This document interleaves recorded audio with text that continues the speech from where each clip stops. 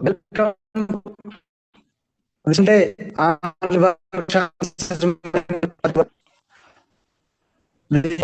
degree participants to online workshop and what the Thomas is this program. The government degree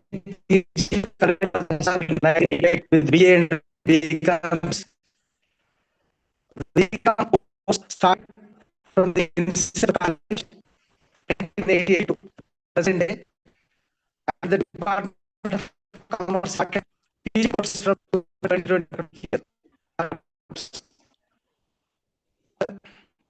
From 1988 to the present day, the department related to the program lecturers, as well as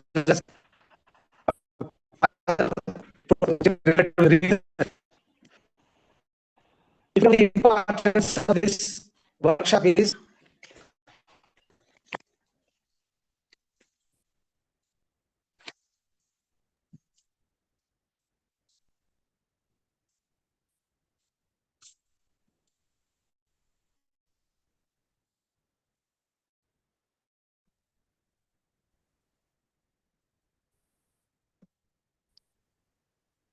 Sir, am I audible?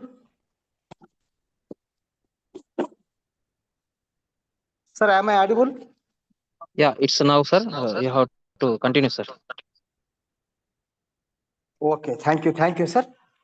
Good morning to all the participants on behalf of Government Degree and PG College Autonomous, Bichkunda, and the one-day online workshop on research methodology and project work is initiated by the Department of Commerce. The Department of Commerce was started from the starting of the college, that is from 1988 academic year onwards. From 1988 to the present day, it is actively organizing the programs like national seminars, webinars, and workshops, etc., etc. And the today's objective behind the organization of this online workshop on research methodology and project work is to enhance the skills, particularly after the introduction of choice-based credit system in 2016. The UG programs become a part and parcel of research methodology in their curriculum, and the project works also become an important task for the students. In recent developments after the COVID, the skill-based programs at UG level also introduced in all over the country. Later, the NEP 2020, which is also emphasized that need of skill-based learning is the only way. In the recent developments, that AEDP courses, that is apprentice embedded degree programs and honors 4-year degree programs also started in the country. So, in this view, the Department of Commerce has chosen this research methodology and project work online workshop for the benefit of the students. Particularly, the objectives of this program is to enhance the research knowledge at UG level and PG level, and to reach the research scholars, and to make them familiar with all these things. And at the same time, the programs nowadays at UG also, so many survey, that is skill-based programs also, including this research methodology part and project works also. And the expected outcomes are students developing their research skills and analytical skills and communication skills and problem solving skills, and to empower them in real life skills making, decision making process. Above this, all things, one day workshop will focus all these areas, and we are also invited the experienced resource persons to make familiar with all these things. And the students also learn the research methodology and the techniques, research techniques, survey sampling methods, the review of literature and research design, and research project and funding agencies, and all these things which are become a part of this workshop.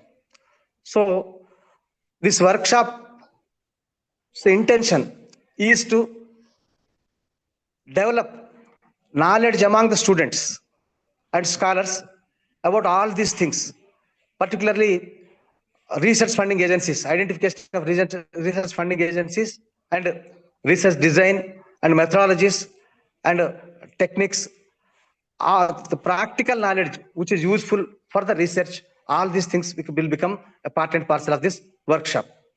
So we expect the participants will utilize this inputs, which will list what I mean, which will give the resource persons in the next timings. Thank you. Now, I would like to share the screen to the convener, Dr. Hanmallu, sir.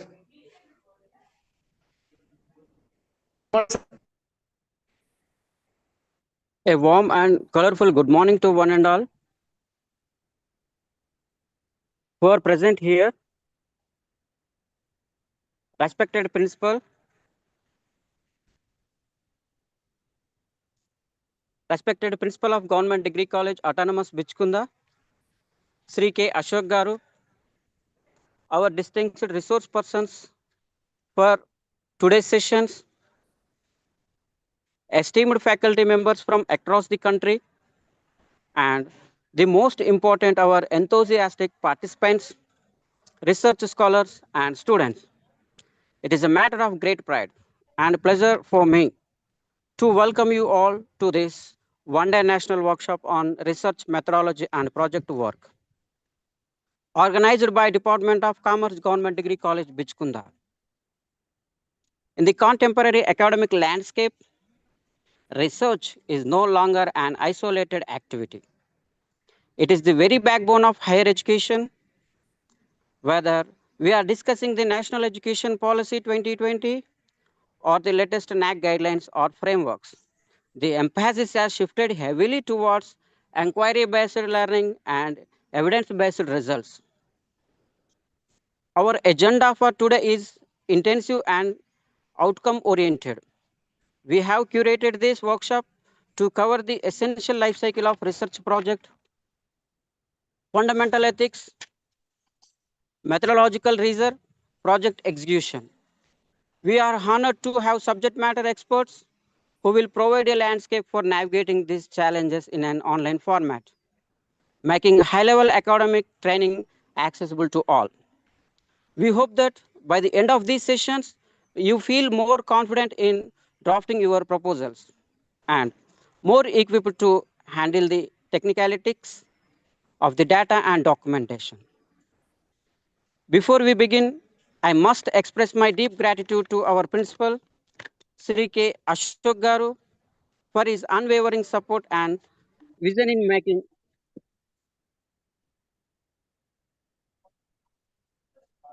this national level event a reality. I also thank the organizing committee for their tireless efforts in coordinating this digital gathering. Without further ado, I wish you all a very productive and insightful learning experience. Thank you. Now, I request our principal to deliver the presidential remarks.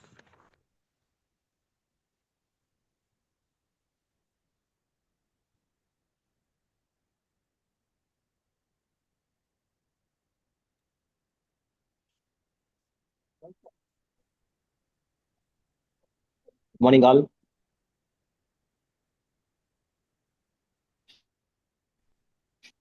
A very good morning, sir. Very good morning, sir. Good morning all, sir. Welcome to all. I'm very happy and I'm welcome to our beloved Chief Patron A. Sri Devasena Madam, IS Commissioner of College Education, and our patrons Professor DS Sir, Rajendra Singh Sir, Jain Director, and Professor Balabhaskar Sir, Jain Director,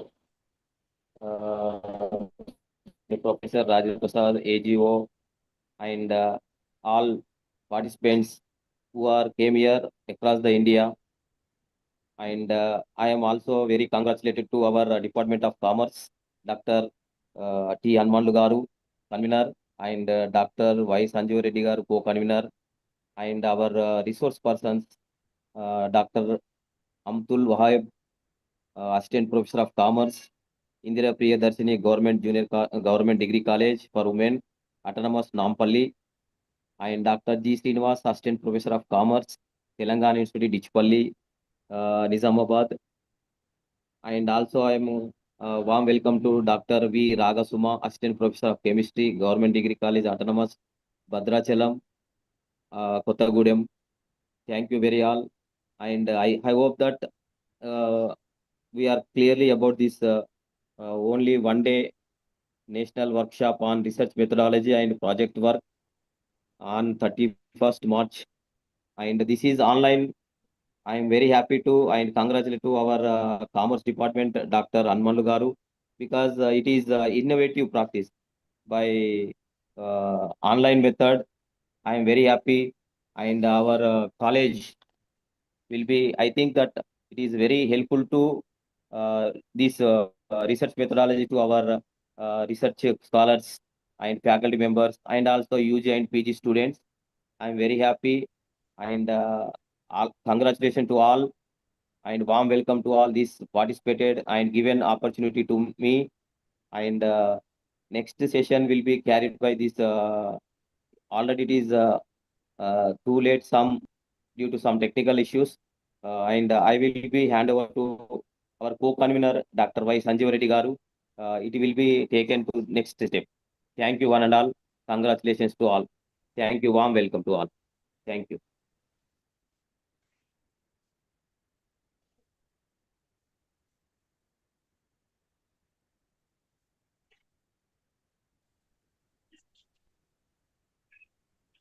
Thank you, sir.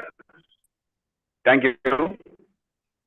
First of all, I'm very thankful to CC officials and our college principal K. Ashok sir and HOD of the Department of Commerce, Dr. Namandu sir, myself, Vice Sanjeev Reddy, Dr. Vice Sanjeev Reddy from the Department of Commerce.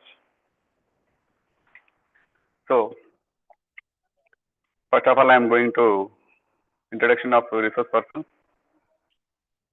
It is an honor to introduce our resource person for today's session, Dr. Amtul Wahab, an accomplished assistant professor of commerce at Indira Priyadarshini Government Degree College for Women, Autonomous, Hyderabad. With a career spanning over 16 years, Dr. Wahab recently reached a pinnacle in her academic journey by being awarded her PhD in commerce from Osmania University in 2024.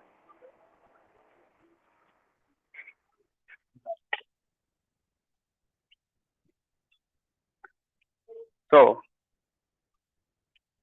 a profiled researcher and scholar, she has contributed extensively to academic literature with 32 published papers in prestigious journals, including UGC, care listed, and peer-reviewed international publications.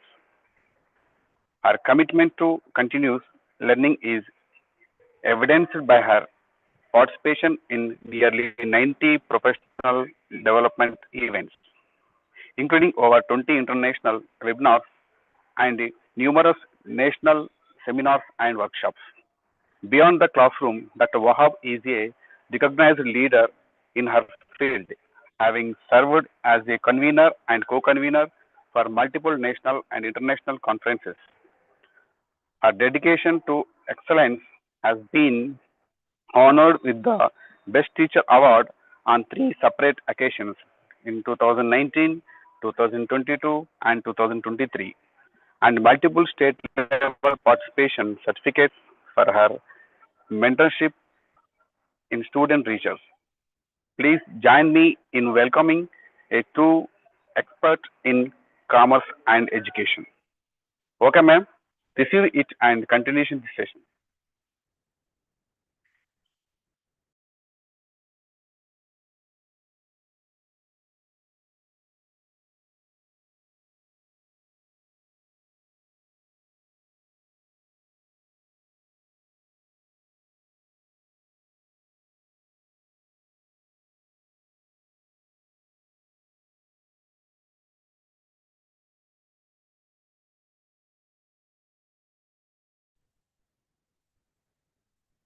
Sir, good morning, sir.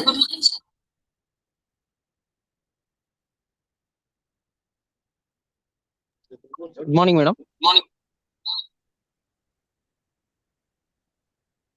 Now my voice is audible? Yes, madam. Sir, thank you, sir. Thank you. Sir, good morning, one and all. Respected principal, sir. Workshop convener, Dr. Hanmanu, sir. Co-convener, sir. Other dignitaries, participants. Sorry for the Good morning to one and all. Madam. Sorry for the interruption, madam. Sir, I want to share my screen. Shall I? Ma'am, only one device you can use, madam, at a time. Sir. Only one device you can use at a time because of this signal is out of, madam. Okay, sir. Okay. Sir, can I share my PPT? You cannot start sharing it. Yes, Sir. yes, madam. Yes, sure.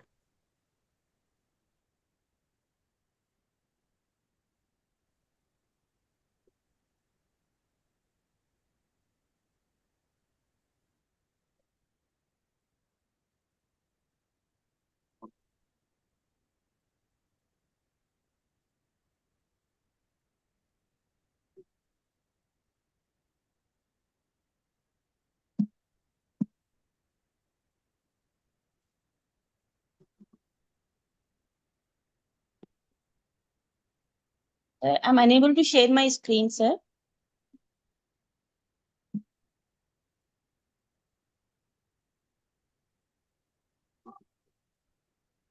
without PPT, shall I start, or else?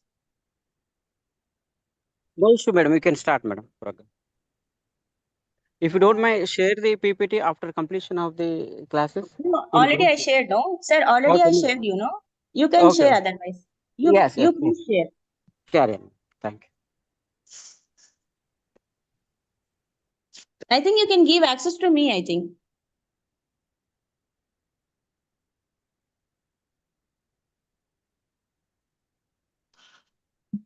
Yeah, just now, madam, you have to continue on this session.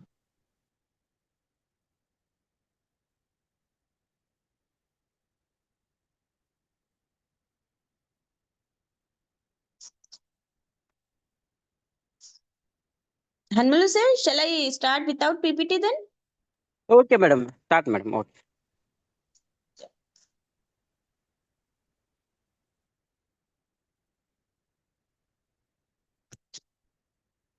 Good morning, one and all. Today's topic is research methodology and project report. My voice is audible, sir? Yes, madam. Access has now been granted, madam. You can proceed to share your PPT, madam. Yes.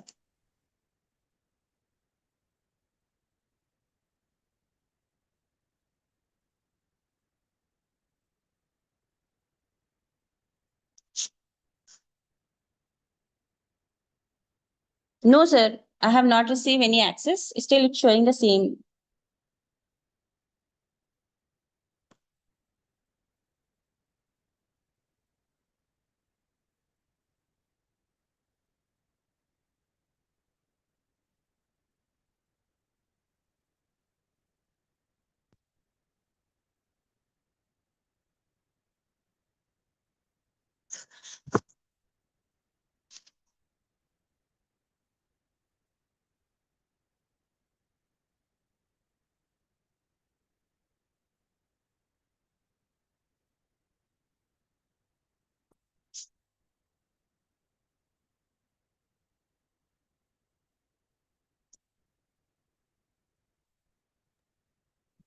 You may please continue the session without the PPT for now, Yeah. madam. Yes, sir. I'll start.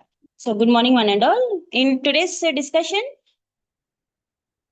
sir, one minute, 1 minute.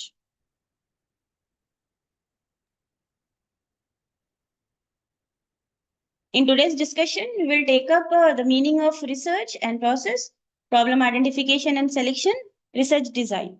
So these three topics we will cover in our research. So what do you mean by research? Research is what? It's a creative and a strategic thinking, careful systematic investigation, or a study of a specific subject to discover new facts, information, or principles. That involves constantly assessing, reassessing, making decision about the best possible. To assess and reassess, we will take only the data which is trustworthy, unbiased, true information only will take to carry out appropriate analysis for finding the correct solution is what research. In business research, we will see a systematic collection and analysis of data with purpose of finding answers to the problem faced by the management. And management will take up the past accomplishment and present performance. On the basis of that, they will do research and take their future decision. Sorry. So for decision making, we have many steps like defining the problem, gathering information, developing and selecting the best alternative, implementation, and evaluation. What do you mean by defining the problem? Defining the problem is what? Only the issue, what you are facing while doing your organizational activities. That is what defining the problem. So, what issue you have regarding that, you have to gather the information, and after gathering the information, proper information you have to gather, correct information, true information you have to gather, and that should be arranged in a systematic way and should be analyzed in a proper way with proper techniques. Then you have to see that how many alternatives are coming for this selection. So out of that all alternatives, best alternative you have to select. Best alternative, you have to implement that things what you have to do as per your plan. After implementation, evaluation is there. Evaluation means what? The things what you have given in your plan that are executing on time or in the same manner, or you are deviating with the things, that is known as evaluation of the plan. So this is what decision making process. Next, what are the characteristics of research? Research characteristics means solving the problem. Main thing is what? To solve the problem, we are doing research because we don't have the information, proper information of the problem, what we are facing, or the issue, what we are getting. So to solve that problem, we have to gather the proper information, and purposive research you have to do. You should not do research simply without any reason, without any objective. You should not do research. It should be purposive. And to gather the knowledge, we are doing that research. And we are showing the phenomena which are unexplained or unexplored, that the phenomena we are giving knowledge to the society. In research, we will collect the data in primary method. In primary data also we will collect, secondary data also we will collect. And we should have, in research, we should have objective, logics you should have. The information which you are taking, it should be free from biases, carefully verified. The research what you are doing, that should be documented. Every process, terms, tools which you are using in your research should be documented, and a report should be there. You are not keeping any information with you. Simply the data is totally separated. There is no proper documentation. You are not gathering information on one place. That is waste of time and energy. So when you are doing research, the research should be documented, or everything should be documented. And the target, what you have the target toward the discovery of general principles should be applicable to a wide range of problems. Next, in attributes of research, you're seeing that what is good research should have well-defined goals. It should have a clear statement of objective, a systematic plan of work, and a specific program that help in monitoring and seeing, carrying on the research within a budgeted time, cost framework, at the same time yield results. A good research contributes towards the existing knowledge bank. Good research is what? Logical, clear, and frank information should be given. Verifiable information should be given. Reliable information should be given. Where the information is useful for the decision making, and it will be useful for the management level. In types of research, we have basic research, applied research, empirical research, quantitative research, qualitative research, simulation research, longitudinal research.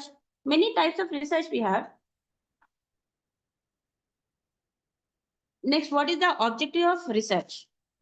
The research is carried only for the purpose of gaining familiarities with a particular topic, or to gain insight into unexplored areas.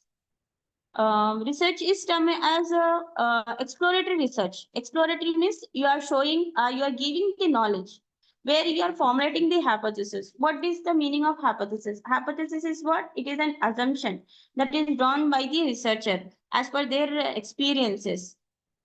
And the second objective of the research is to describe the particular situation, event, are about the individuals that are quite often carried out to know the information about the research.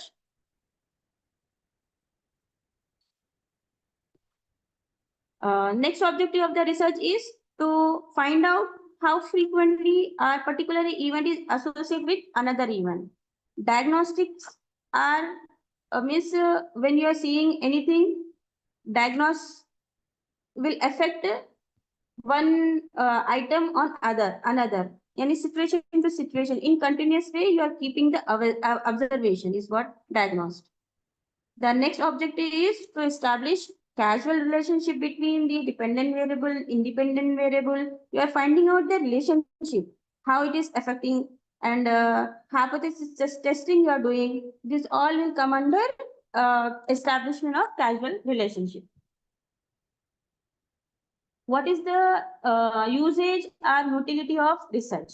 Research leads to discovery and innovations. It helps to discover the unknown facts and be it physical world or the social world.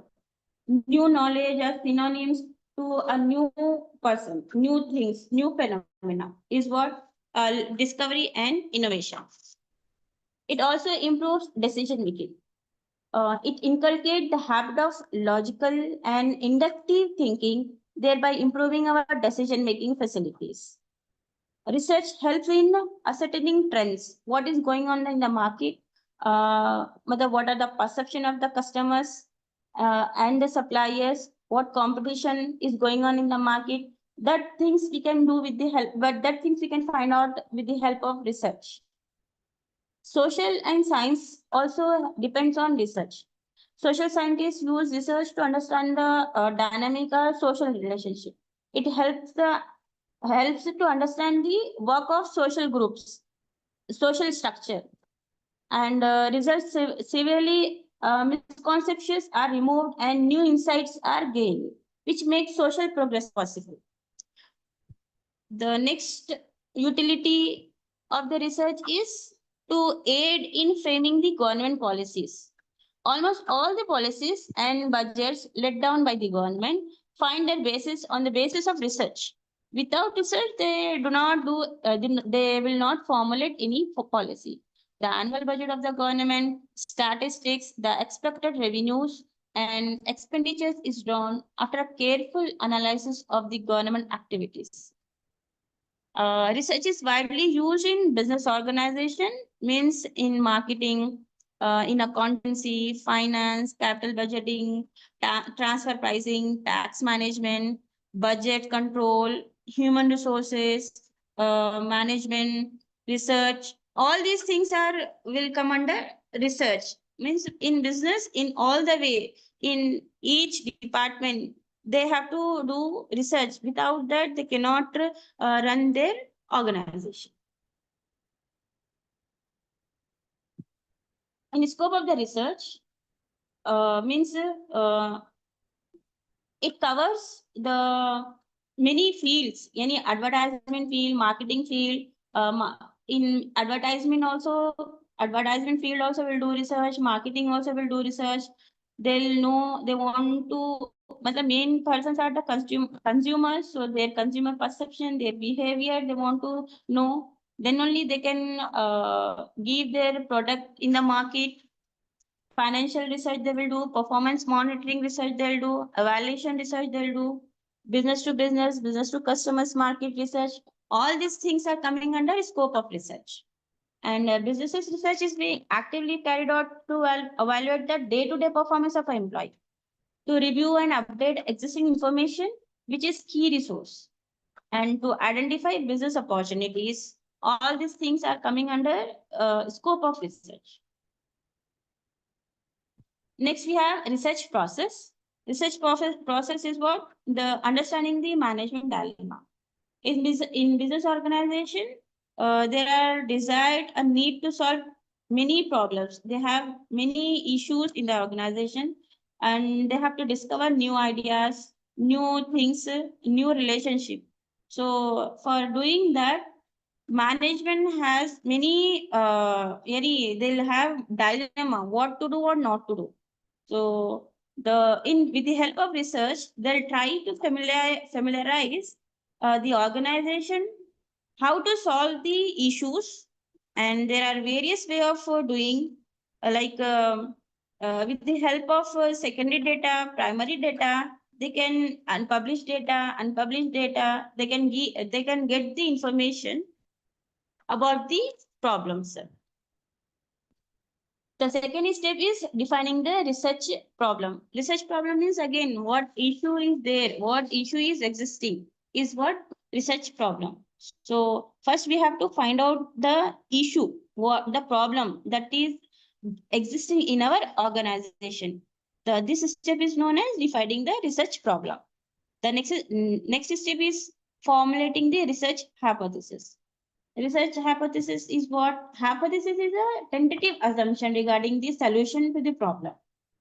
Hypothesis also focal the point around the future research of efforts which which will be directed, the kind of data to be collected, the tools which we have to use, the things which are influenced, all these things will come under research hypothesis. So in hypothesis we will see, we will frame two types of hypothesis, sometimes one type of hypothesis, like null hypothesis or alternative hypothesis. Null hypothesis means what? Where we will assume that there is no difference between the population and parameters and the sample mean. It is denoted by HO. And alternative hypothesis will be written opposite to null hypothesis. That will be denoted with H1 or HA, something like that. Well, hypothesis is denoted with H. So we have two types of hypothesis, null hypothesis and alternative hypothesis. Next step is preparing research proposal. Research proposal is what? Research proposal kya hai? It's a brief summary, outline what is there in your research, the objective of the research, the models of the research, the methods of the research, what you want to use is what? Research proposal. After preparing the research proposal, you have to develop the research design. Research design is what? Research design is the outline of the condition for collection of analysis of data. Yani which data you have to collect, what data you have to collect, when you have to collect, where you have to collect, what you have to do, all these things related to collection of data and which method you have to use, all this detail will be available in research design. After research design, you can do pilot study. Pilot study is what? Only testing your information, gathering information. Suppose you have frame your questionnaire. So you are circulating to only few persons. And after getting that data, you are seeing that the questions are, yani, there is nothing, there is no issue in the questionnaire, no sentence formation, everything is properly framed. So this is known as pilot testing. Next, collection of data. Again, see, same collection of data. You can collect data through questionnaire, interviews, observations, or any instrument you are seeing. Yani, with the help of schedule you can collect, and you have to take only original data you have to collect. All these things will come under collection of data. Next, you have to, while framing the questionnaire, you have to see the question wordings, how you are framing the questions, everything should be taken care. Next,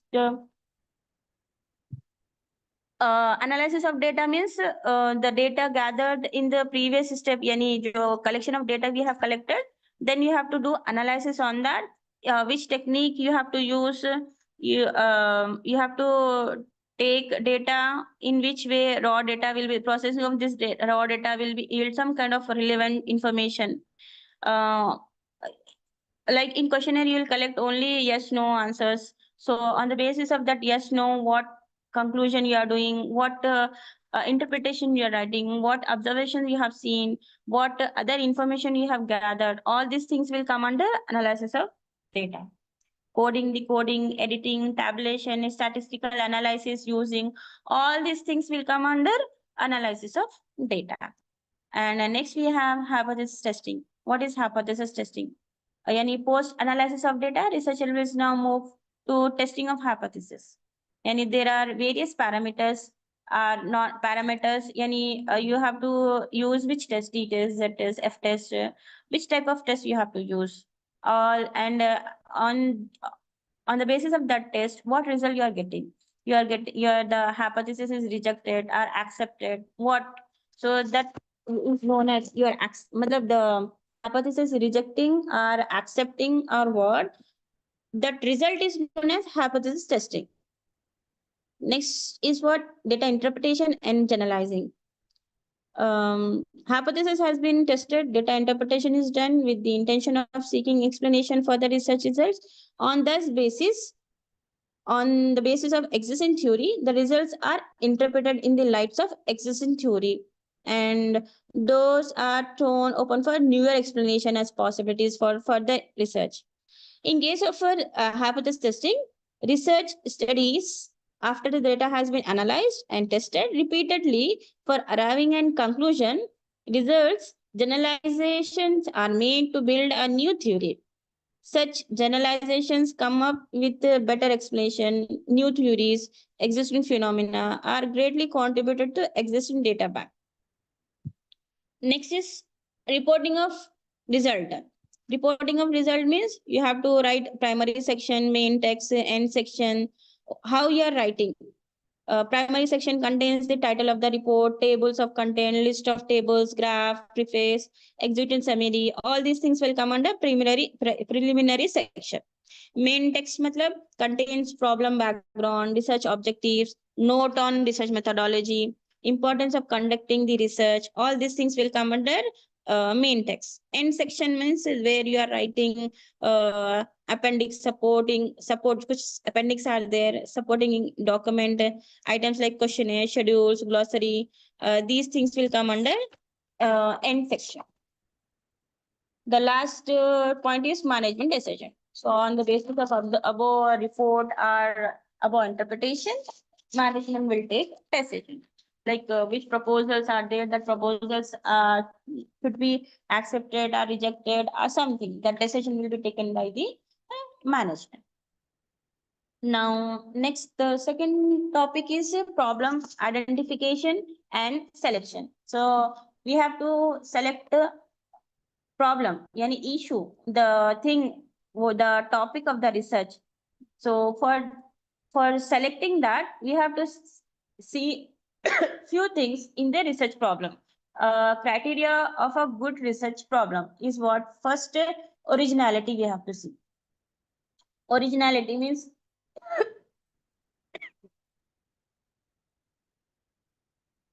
originality, the problem which you are selecting, it should be original.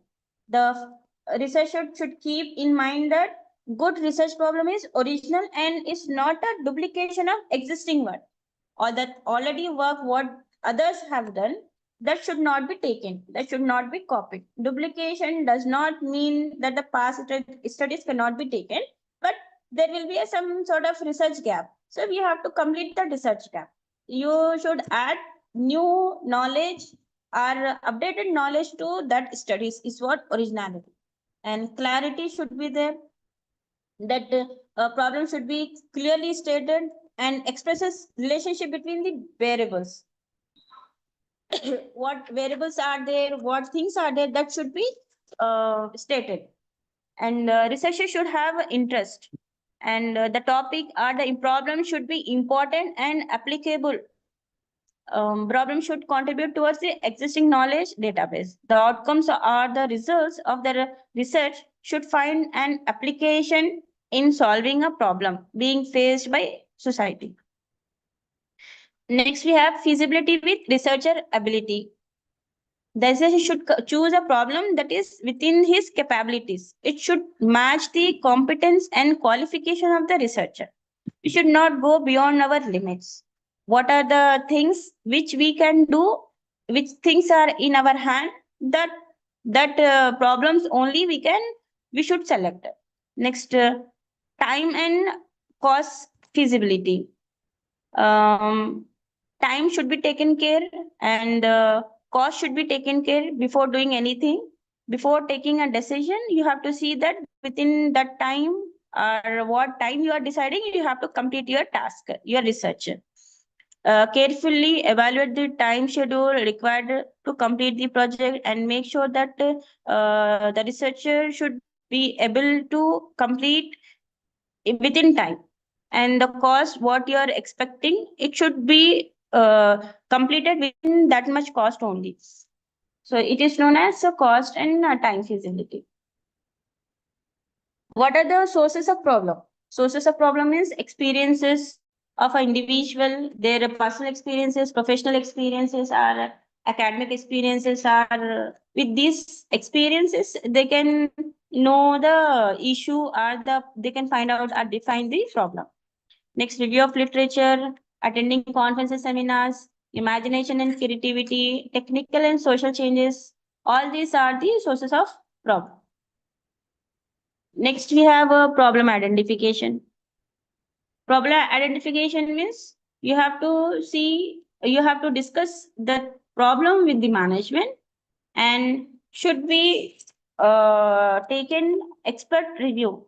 Expert review means the persons who are having more knowledge, experts having considerable experience and knowledge about the particular phenomena or the market dynamics of the concerned industry, that should be taken for your problem identification. And review of literature you have to do, review of literature, and environmental analysis we have to do. Environmental analysis, understand to why we are doing is to understand the background information of clients, firm, as well as industry in which he is operating.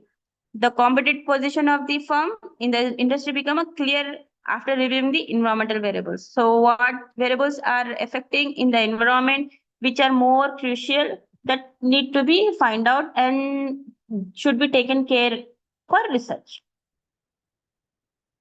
Next, selection and definition of problem. First, we have to see the conceptual framework of the problem, the background study of background study or theoretical concept of the study. We have to understand what is going on, and the researcher should see that critical examination of related study. What the related studies are there that should be taken care before starting the review of literature or conceptual framework. Unit of analysis means it will help in defining the limit of the study. The unit of analysis could be an individual or a social structure or a household or an organization. Examples are to study drug abuse. One may use student or labor or their unit of analysis. All these things will come under unit of analysis. Next, determine the essential and relevant variables. With your studies, what variables are related, which variables are affecting, that should be taken care, determined. Next, specify the relationship. Yani, which is what relationship are there? Depending variable are there, or independent variables are there? Depending on the purpose of the study, researcher has to decide which relationship would be form a part of study. Last stage is developing a hypothesis. Once the problem to be tackled has been finalized, the variable identify the relationship stated. The researcher should now formulate a tentative solution to the problem. These proposed solutions are called as hypotheses, which the researcher would proceed to formulate on the basis of facts known as known or collected by him. Whether these relationships are scientifically maintainable or not will be decided after the researcher collect and analyze this data. So it depends upon the situation what they have to do and all. Next, the topic is research design. Research design is what? It is a master plan or specify the methods or procedures that you want to use in your research.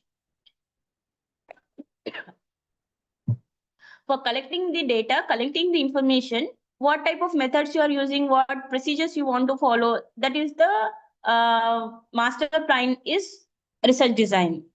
And analyzing the needed information. The definition of research design given by Cook is the arrangement of conditions for collecting and analysis of data in a manner that aims to combine the relevance to the research purpose with economy in procedure. Yani, we are telling it's a plan where you are giving the methods and procedures for collection on data, collection of information, and that information will be collected for analyzing the data, and after analyzing the information data will be useful for decision making. You have next we have characteristics of good research design. Good research design means it should be again objective. Objectivity should be there. The design show no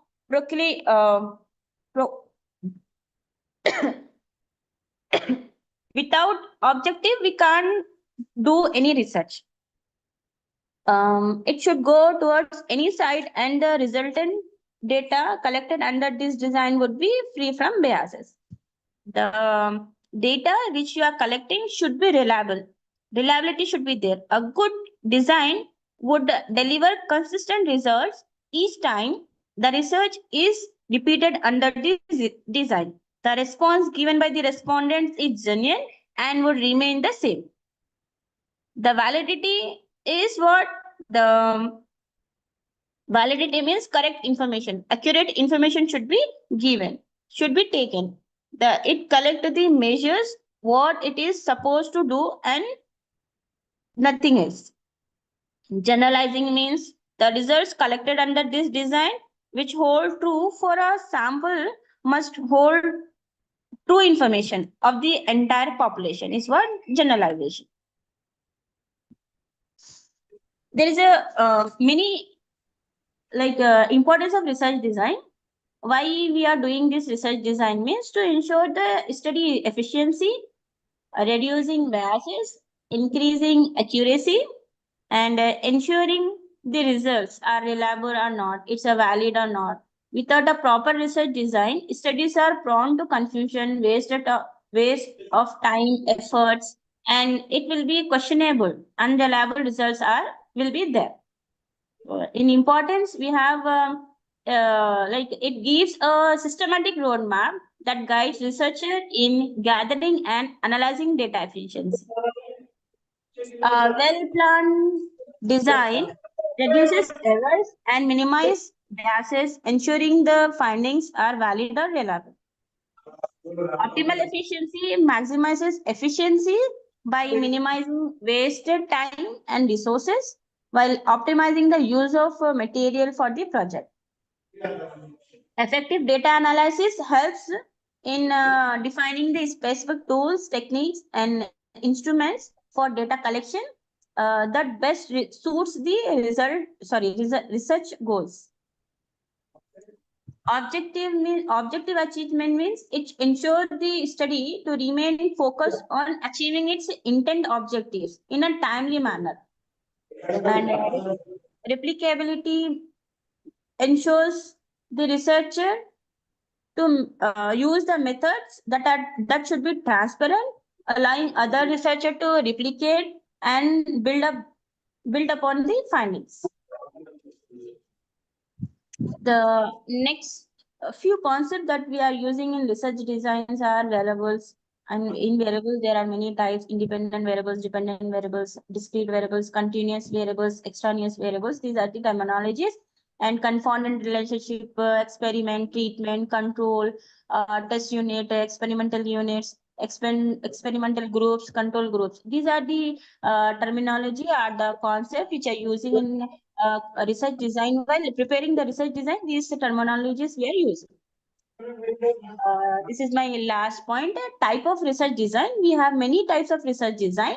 Like first is exploratory research design, where we are showing this research design is used when the problem is not clearly defined, and this research is aimed to explore ideas and gain insights. This research design is totally flexible and unstructured. The interview method, focus group method, literature review, all these methods will be used in exploratory research design. The second research design is descriptive research design, where the describe characteristics of a population or phenomena, and they'll give in this research design you can know the information about what questions you are Any who are there, what they are doing, when they are doing, where they are doing, all this information you can gather. And in descriptive research design, it is totally structured and well-planned research design where you are doing survey and observation. With the help of survey and observation, you are gathering the information. The third research design is analytical or explanatory research design, where you're seeing the relationship between the variables and going beyond the descriptive to understand why and how they are doing. Oftenly, they'll use only existing data and cause and effect analysis they are using. Next is experimental research design. Test the cause and effect relationship by manipulating variables. Involves control and experimental groups. Highly controlled conditions. The example of experimental research design is laboratory experiments, where we are actually doing our research on the basis of their laboratory experiences, they are giving the results. Next, non-experimental research design means no manipulation of variables, only observation phenomena they'll give as they naturally occurs. Correlational studies, survey research, case studies, all this will come under non-experimental research design. The sixth one is qualitative research design, focuses only on understanding experiences, opinions, and meanings. Data is non-numerical, and interview, observation, content analysis, all these methods are used in qualitative research design. In quantitative research design, it is focused on numerical data. Qualitative research design was not focusing on numerical data, but quantitative research design is focusing only on numerical data and statistical analysis, where you're showing structured and objectives. Experiment, survey with measurable variables methods are used in quantitative research design. The last is mixed method research design, where you're combining both the methods, qualitative and quantitative approaches, and provides a more comprehensive understanding. So with this, I have completed. Thank you, sir. Thank you.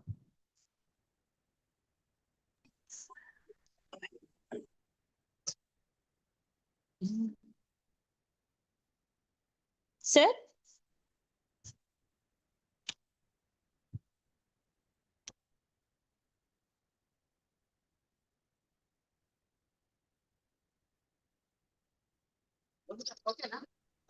Hello, sir. Ashok Rao, sir.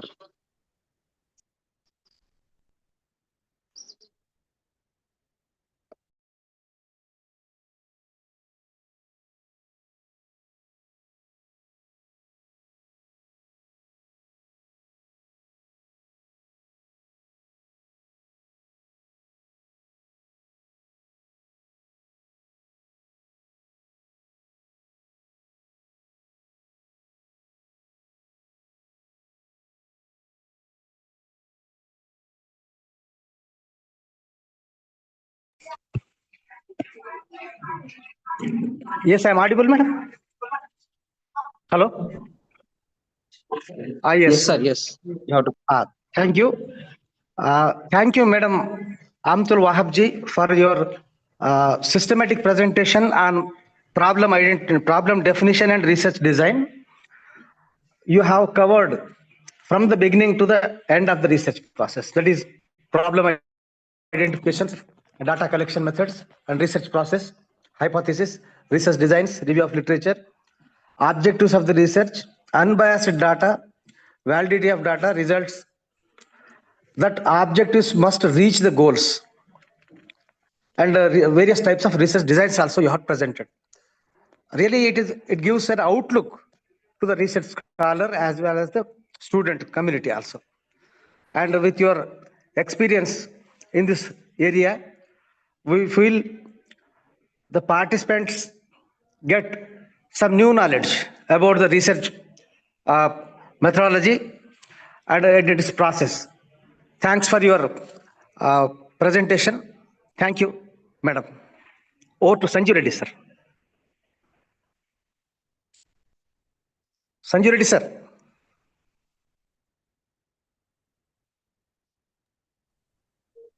Thank you, ma'am. And thank you, Ashok sir. Now I'm going to start a technical session 2. First of all, I'm going to introduce our resource person for technical session 2. It is a privilege to introduce our resource person, Dr. G. Srinivas, an assistant professor of commerce at Telangana University with over 17 years of experience. Dr. Srinivas sir is a distinguished academician and a university first rank holder in MCOM. He has significantly contributed to the field of commerce through 23 research publications in repeated national and international journals, including Scopus Index title. His active engagement in academic discourse is reflected in his participation in over 74 seminars and conferences, which he has presented more than 40 research papers, an innovator at heart. He has authored 11 textbooks and holds 2 Indian patents that bridge commerce with technology. Recognized with the University Best Employee Award in 2022, Dr. Srinivas sir continues to drive excellence in research and digital innovation. Okay. Thank you, sir. Dr. Srinivas sir, please continue. Thank you, sir. Is I audible? Yes. Yes, sir. Yes, sir. Yes. Is my voice is audible? Yes, sir. Clearly. Yeah. Just a minute, sir. I'm going to share my screen.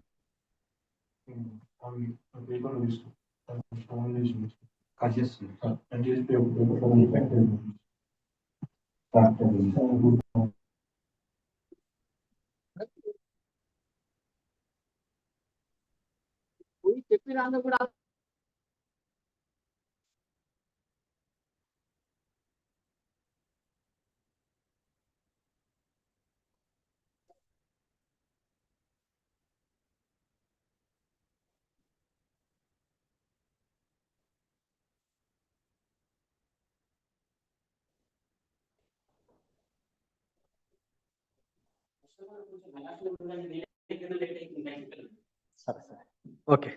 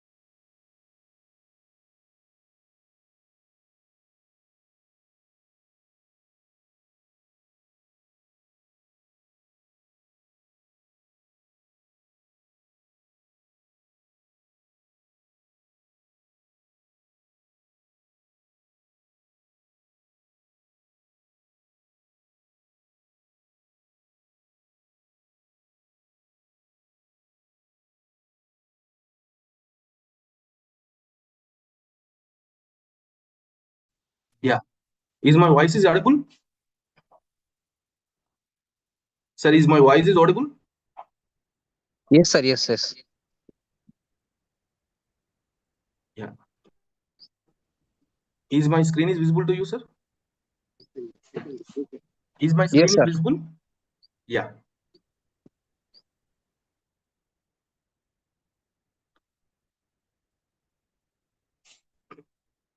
Good morning. Good afternoon to one and all. From various colleges. and Principal, Bichkunda Degree College, and Convener, Hanumanlu sir, and other Sanjeev Reddy sir, and other faculty members of the Department of Commerce and Bichkunda Degree College. A very good afternoon. It is a great pleasure to me to act as the resource person for this national seminar. So here, first of all, what I'm going to cover in this session. One is research instrumentation and another one is research ethics. Just a minute, I will admit all.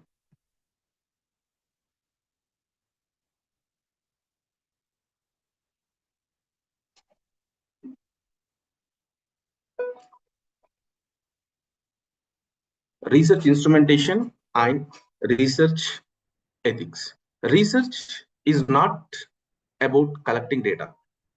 It is about collecting the right data, right time, in a right way, using scientifically and sound instrument, and doing so ethically. So in this session, I'm going to cover how to design high quality research instrument and how to ensure the validity and reliability of the data, and how to use modern ICT and AI tools in research, and how to maintain research ethics and integrity. These things I'm going to cover in the today's session. So research instrument. So what is research instrument and what is instrumentation? These both we have to know.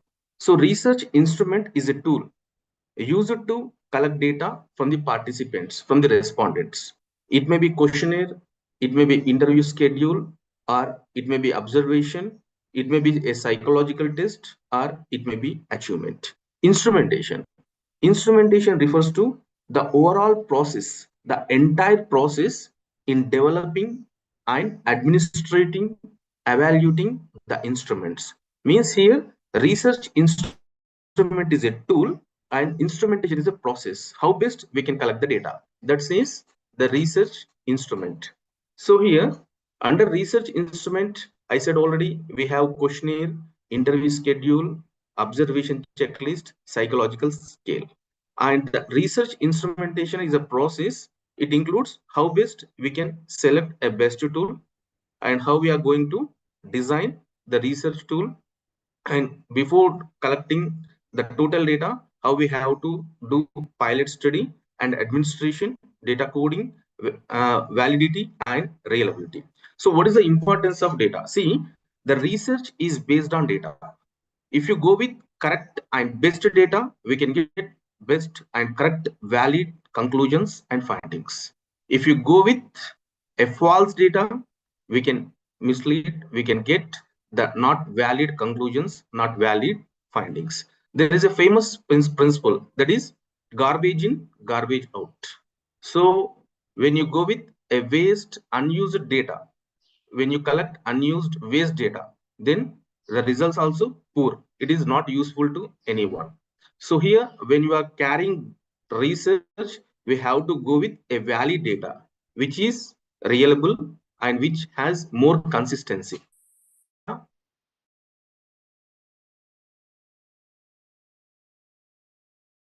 Use these instruments that we are going to select. See, if your data is wrong, means not correct, you are not going with the not correct data, then the results will be wrong. And whatever the conclusions we are framing, that may mislead, and your research loses credibility. So these are the things. A researcher studying digital marketing effectiveness uses who means improperly framed questions and respondent may misunderstand. Then we can frame miss wrong conclusions and faulty policy decisions may come, right? So for that reason, while selecting the instrumentation and while selecting the data, we have to go with valid data. Then data collection. So the instrumentation, I said the instrumentation is process of collecting data, analyzing data, and giving the best outcomes. So that all falls under instrumentation. So under data collection, so here we have selecting a research instrument to collect data. 1 minute.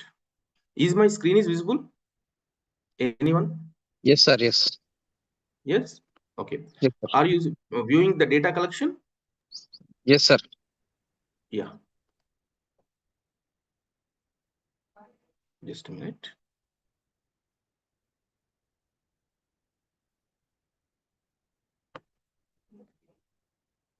See, selecting a research instrument is to gather relevant information from the respondent is very important for the study objectives. Means whatever the objectives we will frame, to meet that objective, we need to go with a valid instrument, and we need to prepare a valid questionnaire or schedule, whatever observation, whatever it may be, that we have to go with a valid one.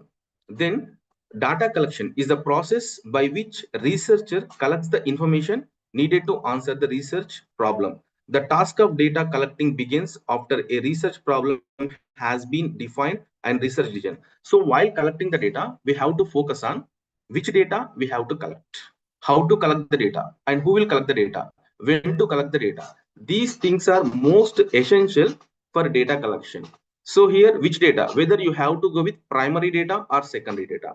So primary data is nothing but first hand data, already you are very aware of that, and it is collected so directly by the respondent from the respondents by preparing a questionnaire or a schedule. So, and secondary data, it is already available data, means it is published in the websites of the particular companies or RBI bulletins. So it is already collected. Just we need to use that data. Means before doing the research, we have to decide whether we are going for primary data or secondary data, which one is worthy to us, whether our research depends on two, means primary data and secondary data, that we have to take. Means the research design and the data collection is a strategic planning, and it is not a mechanical work.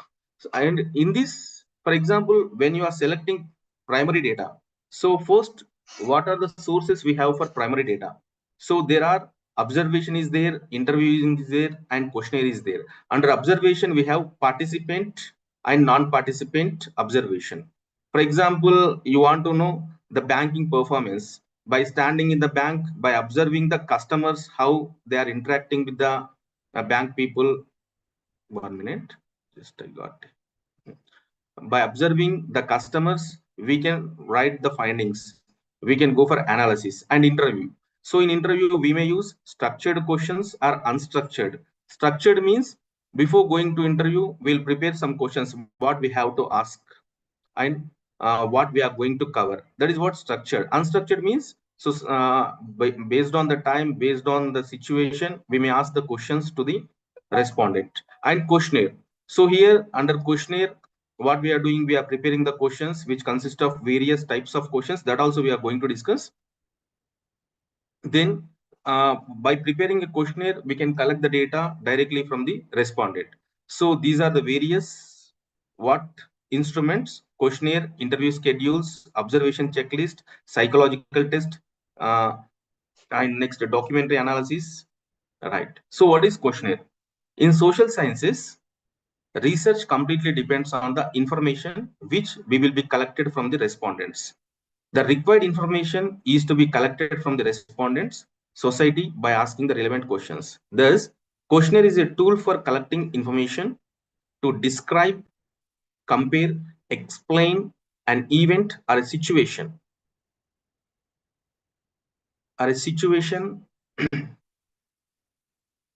As well as knowledge, attitudes, behavior, and psychodemographic characteristics of a particular target group. Means the questionnaire consists of majorly three parts. One is factual information. Factual information is nothing but their gender, age, marital status, education level, religion, caste, social category, income, and occupation. This is also called as demographical and socio-economic data. This is what factual. So what the respondents are. To know that, we need to include this demographical profile. So this demographical profile contains the gender, age, everything, and psychological information. The psychological information you must include in the instrument. The psychological information includes attitudes, opinions, beliefs, and expectations. The next one is behavioral. So it covers social participation, how he is interacting with the system. So for example, I want to know a businessman perception regarding digital marketing, then whether he is involving digital marketing or not. If not, why? If he is involving, what type of patterns, what type of channels he is using, all that we need to measure. Means while preparing the questionnaire, the instrument, we have to focus on factual information, psychological information, and behavioral information. So when you compose a questionnaire with these contents, then we'll get the valid outcomes and we can frame the valid conclusions, and the policymakers may take a valid decisions. For that reason, whenever we are going to collect the data with the questionnaire, compulsory we need to include these three main contents.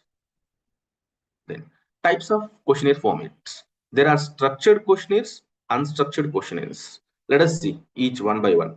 So again, in questionnaires, we are going to prepare with the open-end questions as well as closed-end questions. Open-end question means the respondent is there is no limitation for answering. So he can express his views in a descriptive form. Means he can, like it is a descriptive question and answer, he can express his views and use it in making intensive studies of limited number of cases. Merely an issue is raised by such questionnaire. Do not provide any structure for respondent reply. The questions and their order are be predetermined in nature. For example, state your opinion about the quality of ABC company products and services. So he can give any type of response in the descriptive form. So these type of questions are called open-end. There are no limitations, there are no choice for the respondents. Just he can express his own way. That type of questions are called open-end questions. And we have closed-end questions. Means we are giving some limitations. So whatever the limitations we have, whatever the options we are giving, from that options only, the respondent has to select the data. Means the answers. Responses are limited to stated alternatives. One of the alternatives is simply yes or no. So we can go with yes or no questions or some 5 point. Like that, we have so many questions that we will discuss each and every. Respondent cannot express his own judgment. Means that already options are given by the enumerator or the researcher, right? So based on the options, the respondent has to select any one of the option. So the type of questions are called closed-end questions. Under this, again, we have different types like leading questions, important questions, Likert scale.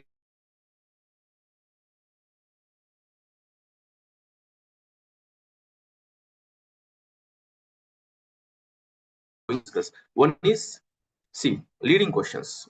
So what are the leading questions? See, here you can see for leading questions, we are giving like poor to superb. Yes, just a minute. The questions that force your audience for a particular type of answer are known as leading questions. In a leading question, all the answers would be equally likely. Just a minute. We have some disturbance here. An example of leading question would be a question with choices such as fair, good, great, poor, superb, excellent, etc. These questions are meant to get opinion from the audience in limited words. For example, how would you rate products of XYZ company? So there are some options like fair, good, excellent, superb. So these type of questions are called leading questions. Is my slides are visible to you? Anyone can answer? I have. Yes, sir. Yes, I sir. got. Yes. Yes, sir. Okay. Yes. Right. Then importance questions.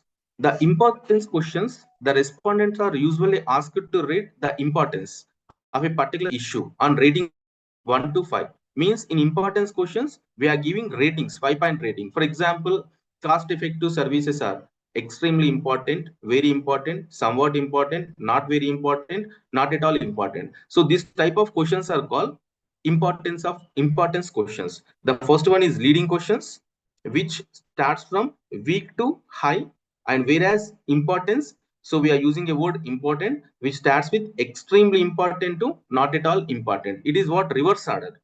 right? The first is highest and the last one is least order. Then Likert scale questions. The Likert scale questions help you ascertain how strongly your respondents agree to a particular statement. Means here we are taking their agreement, means whether they are agree with one opinion or not, whether they are agree with a statement or not. The type of things we are taking under Likert scale. See, such type of questions also help to assess your customer feels towards a certain issue, products or services. So under this, we are using strongly agree, agree, neither agree or disagree, or neutral, disagree, strongly disagree. Like that, we are taking these type of questions are called as Likert scale questions. Then dichotomous questions. These are simple questions. Just we are taking yes or no. So do you like the products of ABC Corporation? Yes or no? So the type of questions are called Likert scale questions, dichotomous questions and bipolar questions. So the bipolar questions are the ones having two extreme answers written at end of the opposite ends. The respondents are asked to mark their responses between those two. For example, here we have efficient is there, inefficient is there. How would you describe the services of XYZ Corporation? So here at the beginning, we have efficient and inefficient. So the starting gives efficient and last gives inefficient. For example, when the user ticks at the beginning, that means the product is efficient, the service is efficient. If he ticks at the end, that means the product or service is not efficient, and fast, slow, reliable, not reliable. Like that, we have so many things. These type of questions are called bipolar questions. And rating scale. So rating scale questions, so we may use 4-point rating, 5-point rating, so which starts like good, fair, poor, very poor. This type of questions are called rating scale questions. And buying propensity questions. So these are buying propensity questions try to assess the future intentions of the customers, whether they are ready to buy or not. For example,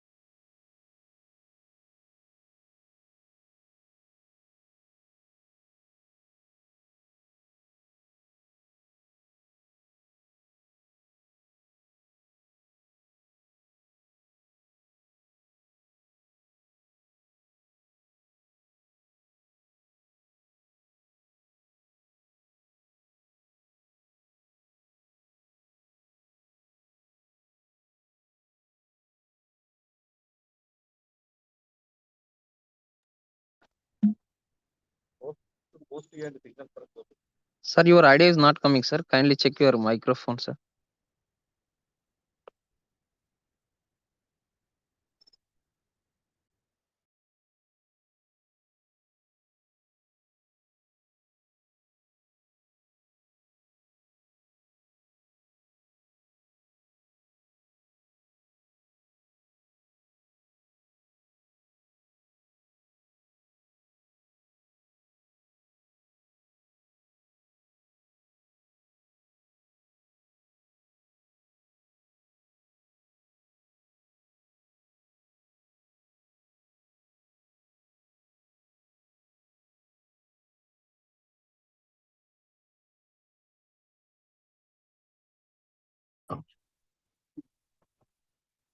yeah, sorry for the interruption. Due to internet connectivity, it is disconnected. Right. Are you able to see my screen? Yes, sir. Yeah. So the mixed question contains closed-end questions as well as open-end questions. Then pictorial questions, the next one. So these are, instead of giving options, we are giving some emojis. By using the emojis, we are collecting the data. They are called as pictorial questions. Then, so these are the things we need to include in the questionnaire. Means when we are going with a research instrument of questionnaire, so we need to include factual information, we need to include psychological information, we need to include behavioral information. So while collecting the data, you have to include open-end questions as well as closed-end questions. So under closed-end questions, whatever the types we have, like Likert scale, rating point, that all questions we need to include, right? After preparing questionnaires, how to collect the data, whether you have to collect the data in online or offline. For example, online surveys, we have so many tools online. By preparing the questionnaire by online, by sharing the link through WhatsApp or mail, we can collect the data. Or else you may go with in-person interview. Again, we have a questionnaire and schedule. There are two things are there. When the data is filled by the respondent, that is called as questionnaire. But when enumerator asks the questions to the respondent and he fill the data, then that is called as schedule. There is a difference between schedule and questionnaire. Right, let us discuss. So what are the ICT tools we have to collect the data? So here there is the in-depth uh, group of softwares I have listed here. You can see in the PPT. For example, after deciding all the questions, after preparing the questionnaire in Word form or by writing, you want to collect the data through online. Then what we have to do? There are so many tools like Google Forms. Most of the people, almost all are aware of Google Forms. By preparing the questions on Google Form, by sharing the questionnaire to the various people, we can get the data. Apart to that, we have Survey Monkey and we have Kobo Toolbox. We have Lime Survey, Microsoft Forms, Zoho Forms. Like that, we have so many tools. By using that tools, we can collect the data. And we can include AI also. For example, if you are unable to prepare the questions, then AI will prepare the questions. That also I will show. Right. After collecting the data, what we have to do? By using some statistical software, there are so many softwares. All that softwares are used to analyze the collected data. There is a SPSS. Okay. It is a statistical package for social sciences. Or you may use R, or you may use data, or you may use MATLAB, or you may use Python. By using that tools, so we can analyze the data. And qualitative tools. For example, when you are going with, see this SPSS, R, SAS, Stata, Python, MATLAB, Panda. So in Python, we have Panda, Skype. By using these statistical softwares, we can go with closed-end questions, not for open-end questions. For example, if your data, your instrument contains any open-end questions, then you go for NVO, Atlas, MaxCada, DOS. Like that, these are the various tools. These tools are for qualitative data. Latter, for references. For example, if you want to write review of literature or other things, you may go for Mendeley, EndNote, referee works, citations, and literature tracking tools. So collaborations. So for collaboration tools, you may use MS Teams, Slack, Notations, Trello, Overleaf, like that we can use. Now, just within 5 minutes, just I'll take a 5 minutes to show how to create a questionnaire by using Zoho Forms. So we can use trial version of 7 days for Zoho Forms when you are going to prepare a research paper, or when you are going to use that in a research thesis. How to prepare that I will show. Just wait.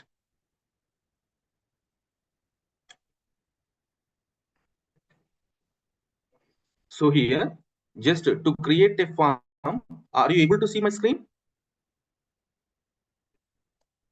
Yes, anyone can respond? Anyone can respond? Yes, sir. Yes, sir. Yes, sir. Yeah. See, for example, you don't have any content, just you have a title. Then how to prepare questionnaire? By having only title. Generally, we have Google Forms. By Google Forms, each and every we need to prepare. Just you have to go with copy paste. Or else in Google Form, you have script by generating questions by using ChatGPT or Perplexity or Clad or what GenAI, whatever it may be. You need to go for copy paste, or else you can go for script. But in Zoho, we have an advantage that I'm going to show. Just you visit zoho.com. Here you can see an address bar, zoho.com forms. After going to this, here we have sign in. If you are a new user, you have to register. Already existing user, just to go for sign in. Just to go for sign in and log in with your Gmail account. Just I'm going to log in with my Gmail account.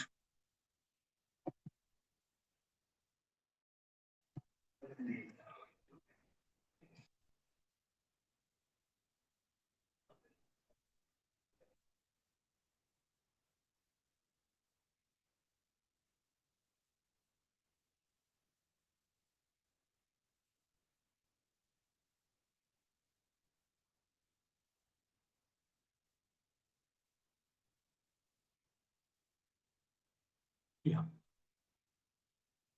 After getting this, here you have forms.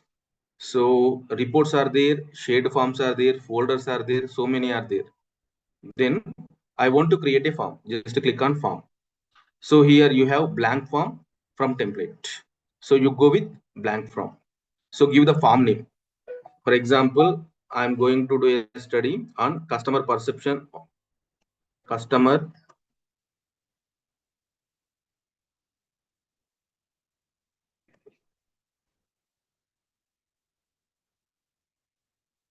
perception on e-banking services. Here you go for create a form.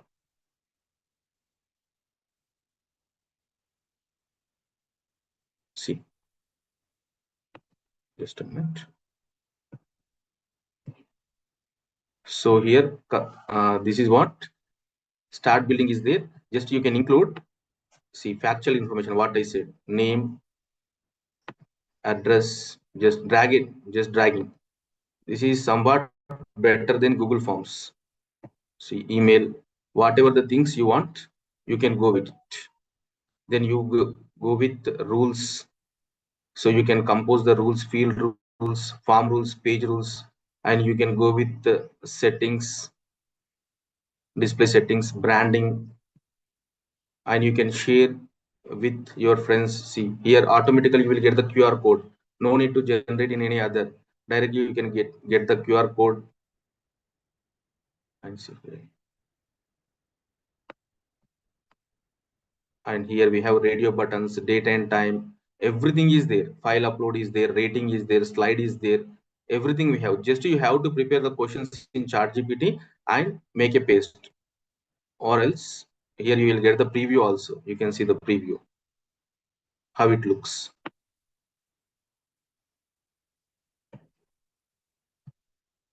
And we have predefined templates also for better looking. So because we can use Google Forms also, but somewhat Google Forms are outdated. So instead of Google Forms, you may use this. See, and you can share it with your friends, and collected data you will get here, all the reports, tables, everything you will get it. See, when you will get the data, all the entries you will get it here, and you will get the reports also. See, here you have reports. So whenever you complete the data collection, you will get the different reports. It contains various bar charts, graph charts, everything is there. So this is one of the tool for data collection. It is what Zoho Forms. Apart to this, we have a survey hut is also there. Just I will show that also. It is also better to collection of data.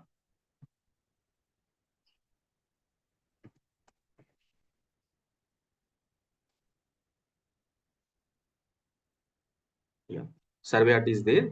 So here also we can create the forms. Just to go to create form, give the title and description, and we can add the questions.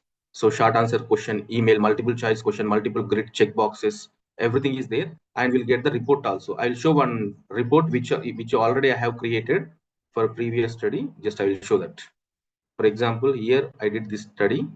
How you will get the reports? See, these are the reports, gender classifications. Just I have given two questions. So if you want these bar charts, you will get the bar charts. If you want pie charts, you will get the pie charts. So whatever you want, you will get the tabular view also. So this is what another tool, survey hut. You may use survey hut also. So it is 1 GB free. Means you may do some hundreds of surveys with 1 GB data because it is textual, and you can download the data after it allows us in Excel format, CSV format, PDF format. After downloading the data, so you can export the data into Excel, or you can use SPSS for data analysis. Then these are the various tools to collect the data to prepare the instrument online. Then we'll go with our class. Yeah. Then now the most important thing is validity and reliability. So what do you mean by validity and what do you mean by reliability? The two things we have to know, because this is the most important thing, validity as well as reliability.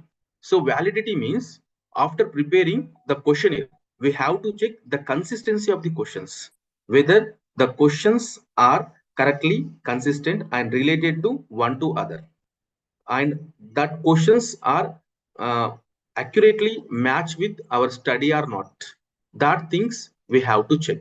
So then reliability means for example, after the same question, for example, we are giving questionnaire to one person. After filling that questionnaire, take a half an hour time. Again, you need to collect the data from same person. If there are any changes in the data, or you are getting same data, that you need to check.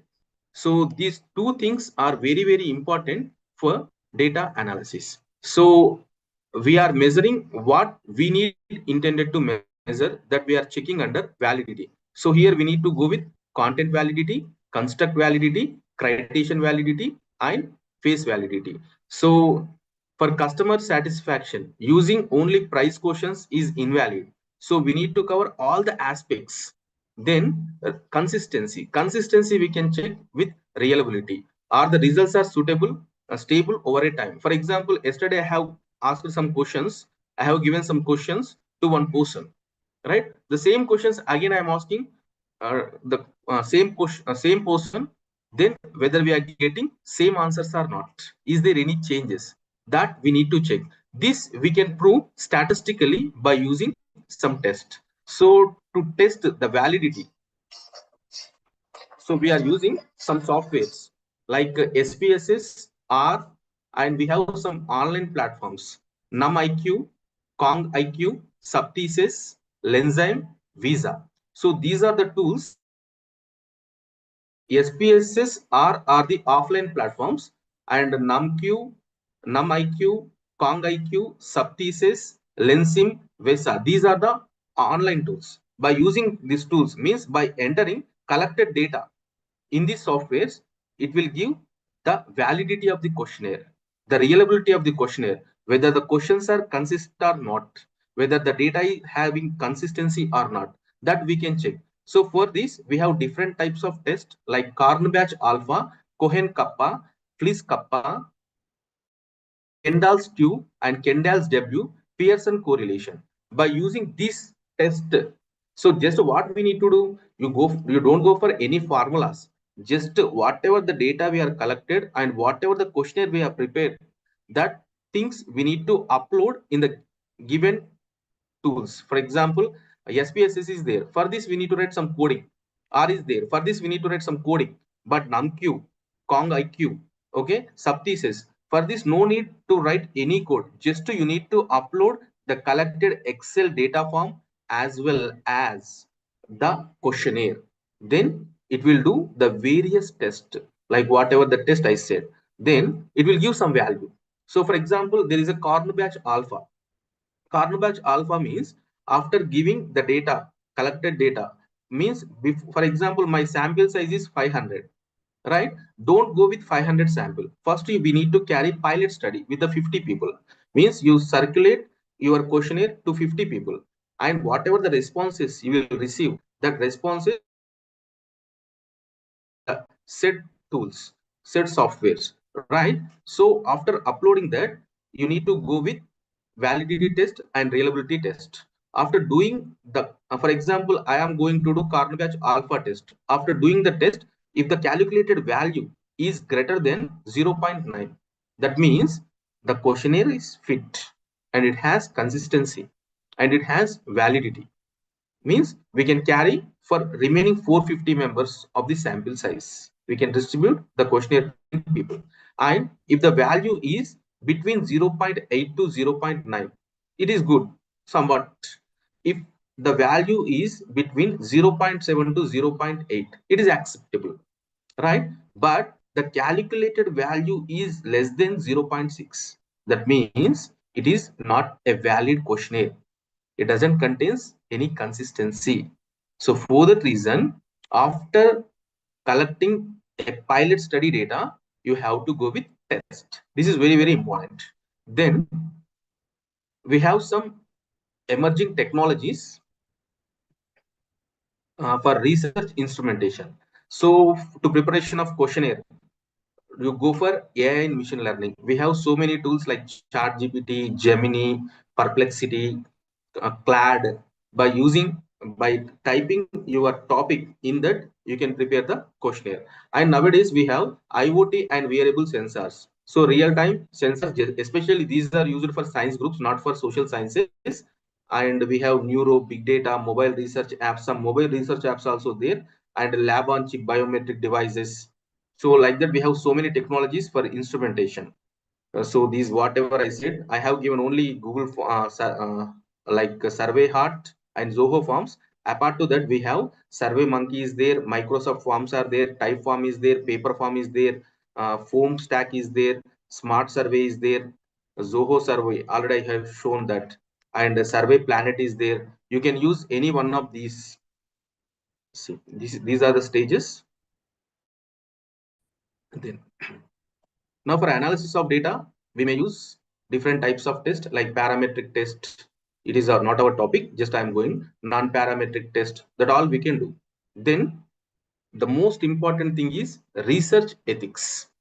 So what ethics we have to follow in the research? See, when we are doing research, the research should be honest and it must contain objectivity, integrity, confidentiality, and respect for participants. Means honest, report the data and methods truthfully, no discussion of findings. For example, when we are going to do research, you have to prepare the questionnaire honestly and circulate to all the respondents. And whatever the data we will collect, that data we need to analyze the data and we need to frame the findings and frame the conclusion. But don't use AI to do the research. So it will give the false data. It will give the false review of literature. Means the author names are not correct. Whatever the findings, whatever the data it will give, they are not correct. Means when you are doing research, honestly, you have to carry the research. Don't assume the figures. Don't give your own figures. It should be truth and honestly you can do the research and objectivity. So when you are doing research, don't go with bias. So for example, online bank, I'm doing a research on digital marketing. So my assumption is that so most of the shopkeepers are using digital marketing. Don't go with the bias. So whatever the data you will collect, that you will need to, from the data only you need to give a conclusion. But before doing a research, don't go for conclusion. Just you need to frame the hypothesis. That's it. But you need to prove the hypothesis. But don't go with bias. Then integrity. Keep your premises, act with sincerity and consistency. So you have to maintain the integrity with all the tests and carefulness and openness. You should maintain confidentiality. Don't reveal the respondents means personal details. For example, you are capturing income, you are taking any other details. Don't reveal that. And respect for other persons, and you should maintain social responsibility. So these are the most important things. And come to plagiarism. So plagiarism is the most important thing while writing the research. We need to avoid the plagiarism as well as AI content. So here, don't copy paste others data. When you are taking others reference, you must put under double quotes and write their name from where you have to take in. Like you need to mention according to so and so, or you mention the references.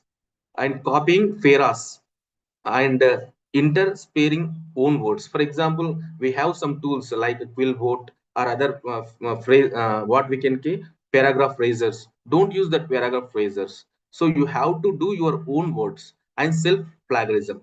For example, reusing previously published work without any disclosure.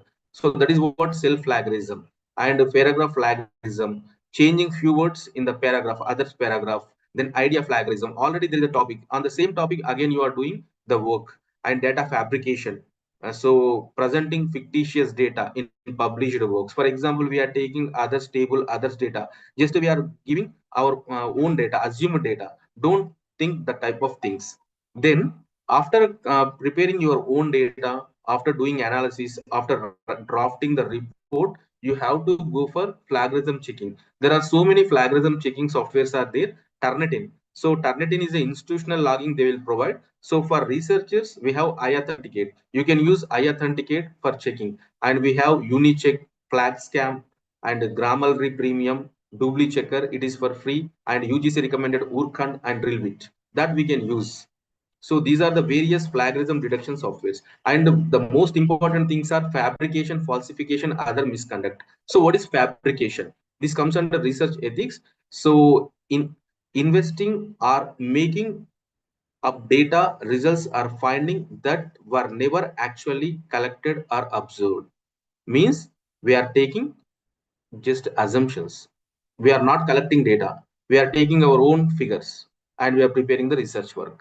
This is what fabrication.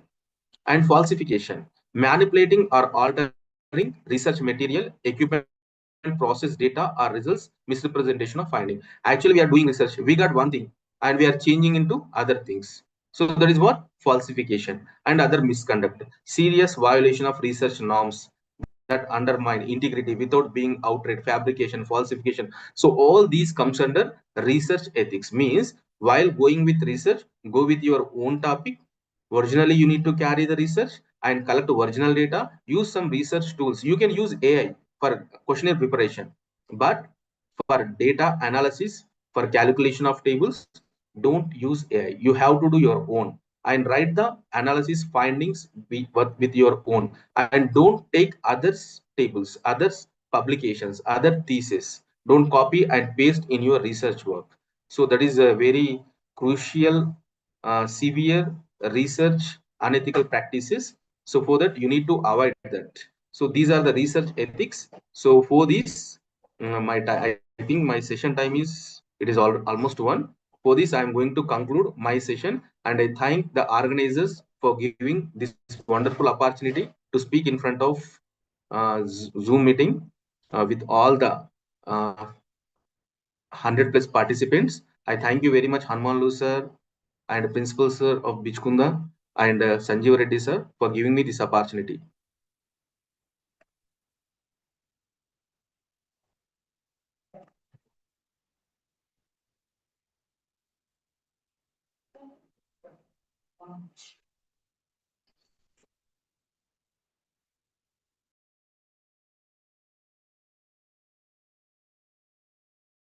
Unmute just mute. Mute chal, unmute chal. Unmute, unmute.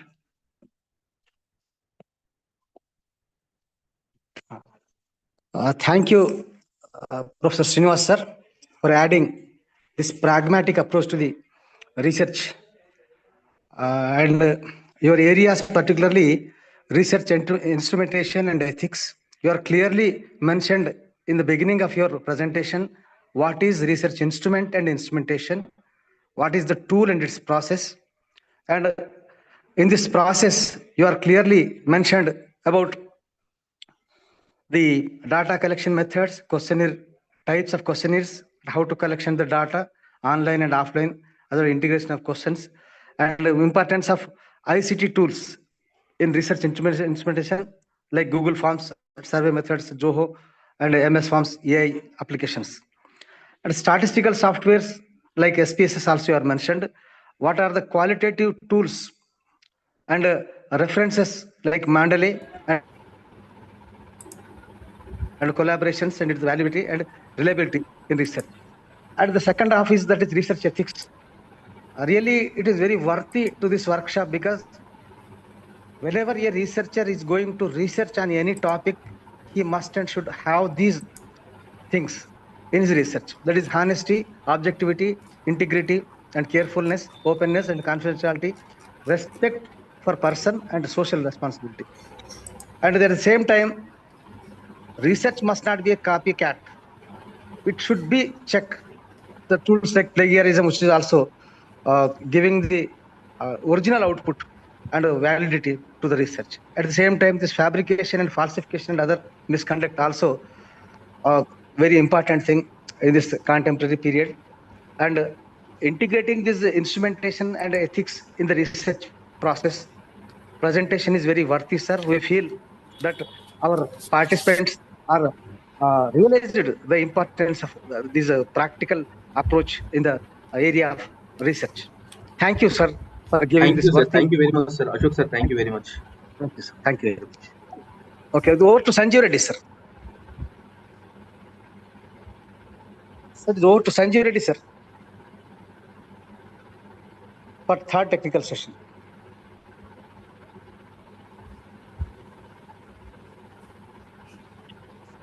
Thank Yes, you, sir. Thank you. Thank you, Ashok, sir. Yeah. Okay. Very good. Now it's time for last session, technical session third, on the topic of the funding roadmap, navigating and government grants. I am going to introduce our resource person in third session.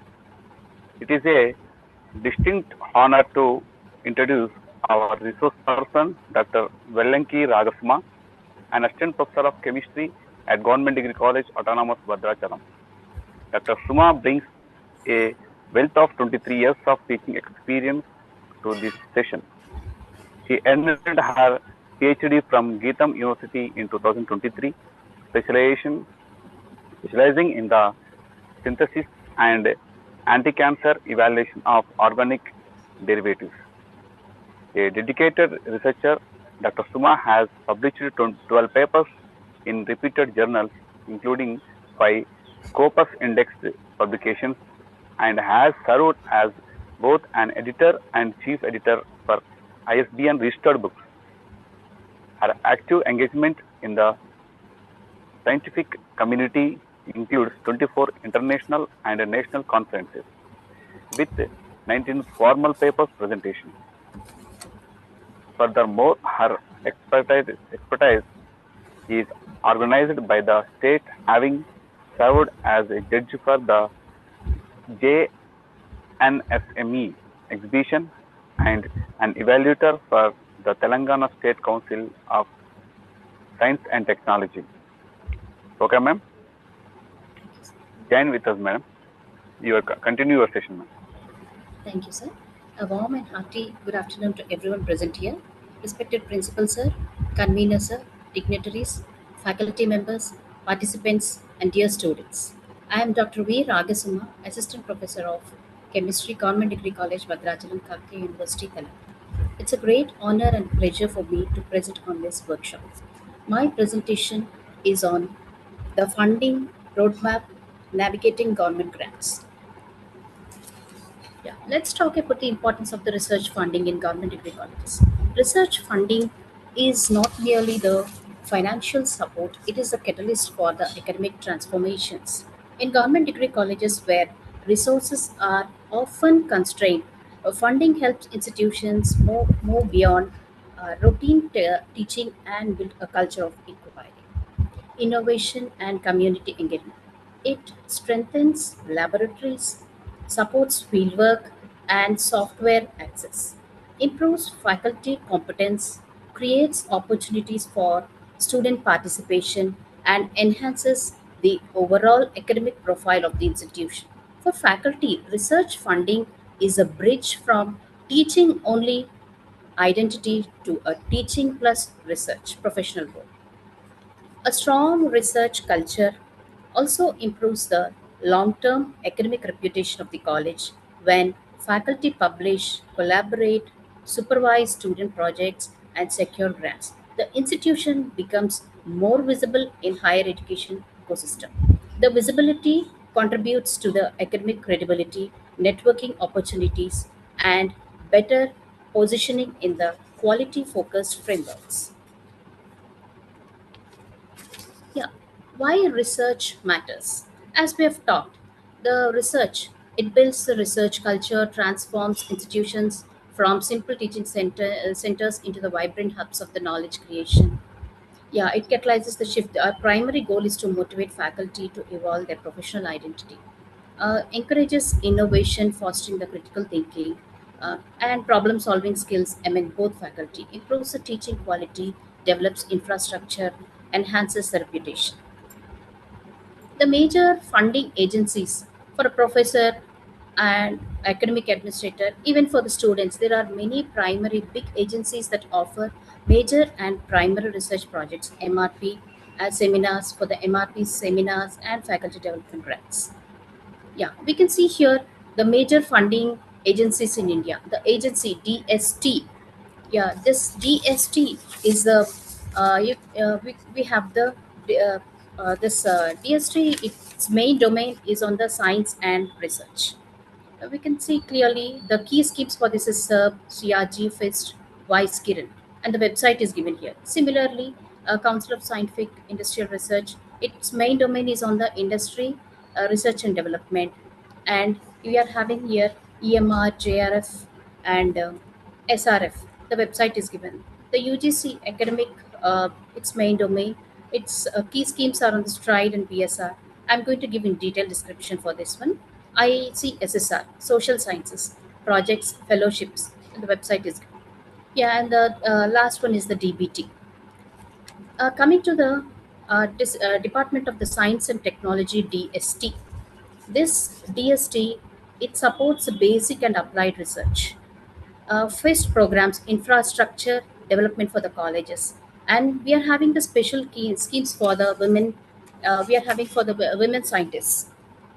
And coming to this one, this Department of Science and Technology,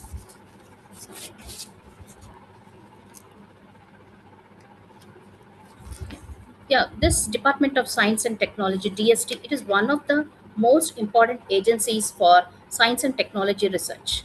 Its FIST scheme supports infrastructure, laboratories, and modernization equipment, computational facilities, software, databases, books, and renovation of existing lab space for PG students and higher research, even for the faculty members.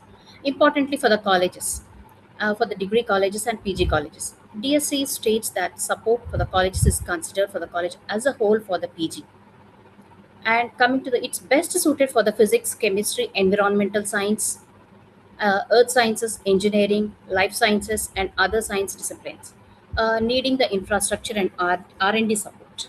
And coming to the second one, there's CSIR, Council of Scientific and Industrial Research. It supports the research in science and technology, includes agriculture, engineering, and medicine.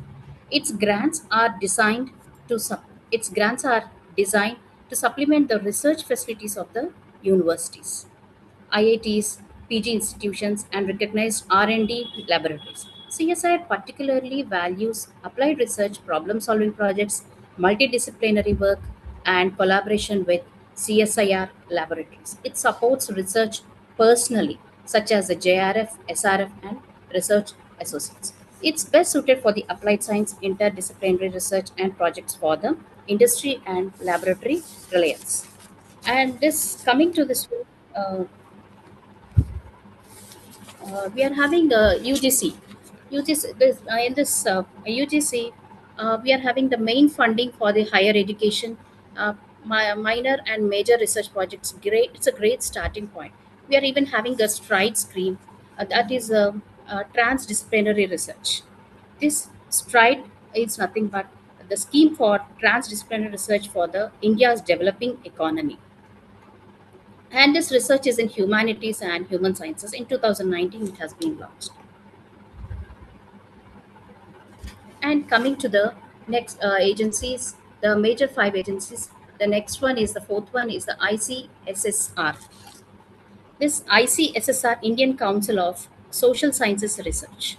It mainly focuses on the research projects, funding for major and minor projects focused on social issues, rural development, and governance. It mainly suits for the economics, political science, sociology. And previously we have seen UGC. In this UGC, it remains the key for the higher education for the faculty development, research support. And UGC currently lists the research-oriented faculties for uh, we can see research grant for in-service faculty members and Dr. D.S. Kotari Research Grant for the newly recruited faculty members under the research award pages. UGC can also operate at the STRIDE. It's a scheme for the transdisciplinary research in the higher education institutes eligible for the UGC funding. And coming to this one, we have seen this inter this ICSSR. It's a apex for the social sciences research support in India. It funds research in theoretical, conceptual, methodological, interdisciplinary, and policy-oriented areas across social sciences. ICSSR offers major minor research projects, larger research programs, and it explicitly notes that calls for the research applications are issued every year. It's highly relevant for the faculty from economics, political science, and as we have told, it's sociology, public administration, education, history, and interdisciplinary social research. And it had a live call for the major and minor research calls in 2025 and 26, showing that its root remain active and important for the researchers in colleges and university. And now coming to the Department of Biotechnology, DBT, ideal for faculty in sciences, microbiology, biotechnology. It supports both R&D and D and infrastructure. It is highly important for life sciences and biotechnology. It is a it's having a star college scheme. It is mainly aimed at strengthening science education and training at the UG level, and DBT continues to issue calls under this program, including recent notice for the rural and northeastern region categories. This made DBT especially relevant for the colleges wanting to strengthen the practical science education, science student exposure, laboratory based learning. So it suits for the life sciences, microbiology, biotechnology, botany, zoology, and UG science strengthening. And now coming to the specialized funding and international funding. We can see here Spark, specialized. And as we move towards this research, consider we have the Science and Engineering SERB, Science and Engineering Research Board, the most active body for the core research grants and empowerment of women in the science. Here is the website you can see, and the scheme for the promotion of the academic and research collaborative Spark. We have seen. Uh, Even that's good. And DRDO is having the funding for the life sciences and chemical research related to defense. Artifact for technology innovation and commercialization. As I've told you, there are the specialized funding agents. This SERP, in detail, we'll discuss. Science and Engineering Research Board, SERP, one of the most active funding for the core research. It start research grant, seed funding for the new faculty, for the newcomers, and special focus on the young researchers and for the women scientists. DRDO, Defense Research and Development Organization, strategic and applied research for the national defense and for defense technology and for the chemicals and materials. It encourages the indigenous technology development. And TFAC, the Technology Forecasting Council, focuses on the technology foresight and innovation, supports commercialization of the academic research. It bridges the gaps connecting research with the labs and the industrial needs. And coming to the social sciences and international funding. Yeah, this, as I've told you previously also, Niti Ayog. This Niti Ayog offers grants policy for the research. Atal Innovation Mission. This is the national, this Niti Ayog is a national institute for the transforming India. It's been started in 2015. It particularly, this offers the grants for the policy researchers and Ministry of the Education SPAC for the international research collaboration between. Light change చేస్తలేవు And, madam. sir, yeah, I'm telling the SPAC. Ministry of the Education for the international research collaborations between India and the foreign institutions. Yeah, these are the international opportunities. UKRI India. This is United Kingdom Research and Innovation. It facilitates the Indo-UK research collaborations. Indo-French, CE-FIPRA. This one, Indo-French Center for Promotion of the Advanced Research. In 1987, this was started, and you can see the website, and for details also you can see. And the Wellcome Trust. Yeah, this is the large-scale funding for health and biomedical research. As we have told you, this Nitya Ayog, it grants focus on fostering innovation ecosystem in entrepreneur across educational institution, and the policy matters is it's even with the Ministry of the Education Spark scheme for the promotion of the academic and research collaboration. It facilitates with top foreign universities. At the same time, even with the Indian Institute, top Indian institutes will collaborate with this top foreign universities. This was one of the policy. And the international opportunities, as I've told you, UKRI funds high quality collaborative projects between the India and UK researchers to tackle the global challenges. And we are having the another international opportunities, Indo-French Center. As I've told you, promotes advanced research collaborations between India and France in science and technology. This is best suits for the chemistry, life sciences, and materials. And now coming to the digital tools. As you know, the digital tools. These are so much important for us, digital tools for research and project work. To collect data efficiently as a resource person, you can utilize these online portals. ISTI portal, India Science, Technology and Innovation. A central Excuse me, repository. madam.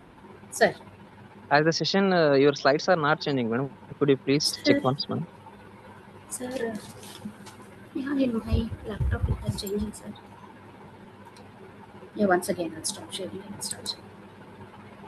So now you are able to see, sir. Yeah, madam, audible. Sir, now you are able to see the screen sharing. Yes, madam. First slide. Now you're showing it first slide.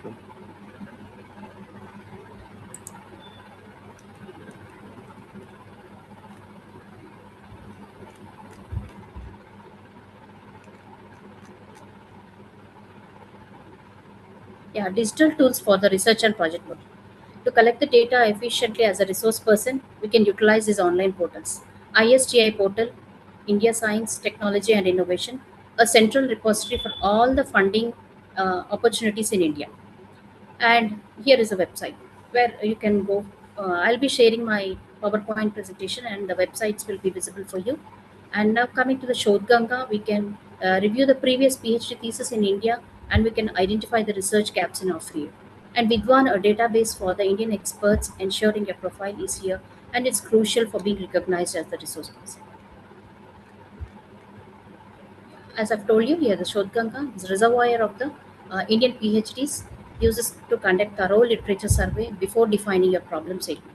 It identifies the research gaps. The key utility can be identifying the research gaps, avoid duplication of the work, access full text thesis, and the Vidwan database, a premier database of the all profile of the scientists and researchers work at the leading uh, academic institutions in India. They'll be registered. And Google Scholar, global citations databases to track research impact and perform systematic literature reviews for high quality proposals. And the best practice for the project proposals, we have to align with NEP 2020. Yeah, previously we used to get bored only in one subject, but now this NEP 2020, the best point, we are having the multidisciplinary research.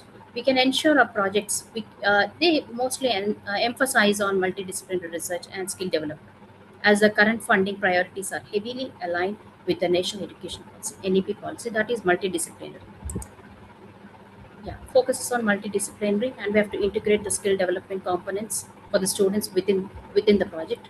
So most of the students now we are they're getting focused on the project. Similarly, even our commissionerate is it's encouraging for the jigyasa projects. So we are having the alignment with the NEP, and we have to demonstrate how the research outcomes enhance the UG education. And for this, for every project, there should be a proper budget planning. Clearly divide the recurring chemicals, travel, manpower versus the non-recurring equipment. That is, whatever chemical you are using again and again periodically, those are all the recurring chemicals and travel and manpower. All these should be planned properly for your presentation, for your proposal. And non-recurring is nothing but once a while, that is not being repeated. Only for once you'll be taken. And you have to provide strong justification for every major expense item. Poor budgeting is the common reason for rejection. Avoid the estimation. So there is no proper estimation, no proper budgeting, and your proposals are not accepted. And it should have whatever proposals or whatever you're having. It should have the social impact and relevance. Your problem should have a social impact and relevance. Address the local problems specific to the region, rural health, agriculture, and water. Highlight potential for the community development policy. Your previous Jignasa project we have done on the biogas production. Now we are facing the problem. Last year itself we have done the Jignasa project on this biogas production in our Ramalayam. Yeah, in that way we have to look. We are having a proper area. We are having rural health, and this will address our problem. So the local problem is being addressed. In that way, we have done project and we have got selected for the state level project, Jignasa. And the proposal essentials, you should have a clear objectives that measure the achievement. And now coming to the some of the key points for I have takeaways for my message. I'm going to explain. Yeah, as already I've told you, digital tools, Shodkanga, I've told you, Big One, I've told you. And the thing, what we have to do is key takeaways roadmap for the faculty to succeed in the research is start small, begin with the minor projects, MRP, and gradually scale up to the major international grants. And you should have the clear objectives and that precise goal, practical relevance. It should align with the national priorities, and you will definitely get the success. Collaboration, network with experts via Vidwan. You have to build interdisciplinary teams to tackle the complex problems. And the role evolution shift to the teaching only to the teaching plus research, mentor students to the real world. Before applying, what we have to do is you have to identify a clear research problem in your subject area. Define specific objectives and expected outcomes. Check whether your topic is novel and not really or not already already overworked. Review earlier thesis dissertations in Shodhganga. Identify possible collaborations to Vidwan implement. Decide your proposal is the basic research, applied infrastructure support, how you are having. A strong proposal begins with a focused problem, clear objectives, and a good literature review. ICSSR supports theoretical, methodological, interdisciplinary, and policy oriented projects, while CSIR prefers clear, time bound, and viable proposals with definite advancement in project. And for you will have the checklist also while writing. The title should be clear, specific, relevant. Problem statement is well defined, objectives measurable, realistic. Methodology is feasible in your college, and expected outcomes are clearly stated. Timeline is practical. Proposal shows the academic and community relevance. References are recent and properly cited. And proposal format shows the agency's latest guidance. Also. ICSSR supports independent and collaborative research in social sciences, as we have. And before the submission, also, what we have to the golden advice before the final submission. What the golden advice: start small, but start now. Apply for one suitable scheme every cycle. Build collaborations early. Use rejected rejected proposals to improve and resubmit. Update yourself. Okay. And research funding is not only about the money, it is building knowledge, solving real world problems, and empowering teachers and students. Thank you.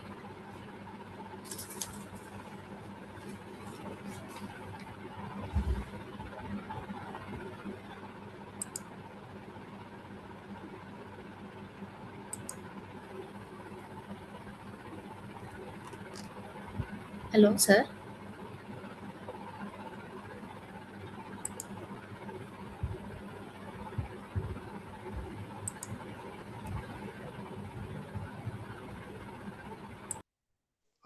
Yes, madam.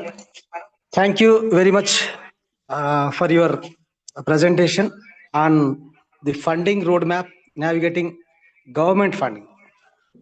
One thing you are clearly mentioned, which is applicable to the entire teaching community, innovations at institution level, teaching plus research is must for faculty. Then only we can move in that way.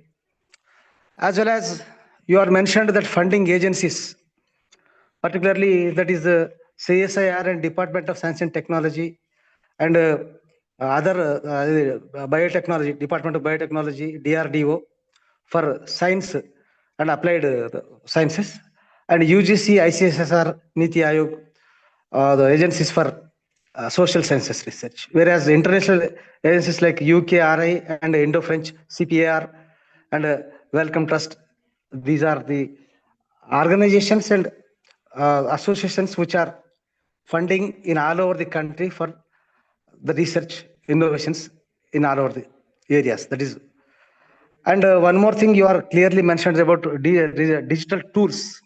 Nowadays, it is digital era. That's why, with the help of these tools only, we can get the information for research as well as for funding also.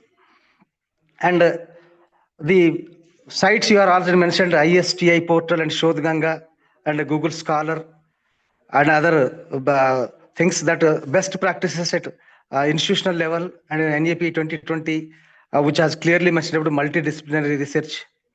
And next thing is Jignasa projects also you are clearly mentioned. And the objective of our workshop is how to approach the funding agencies and how to get the funds from the government for minor research projects, other major research projects. You are clearly and aptly presented all these things, madam. We are thankful to you for spare this time and sharing this worthy information to our workshop. Thank you, madam. Thanks to you for with us in this worthy time. Thank you, madam. Now, I would like to conclude before this session as a rapporteur.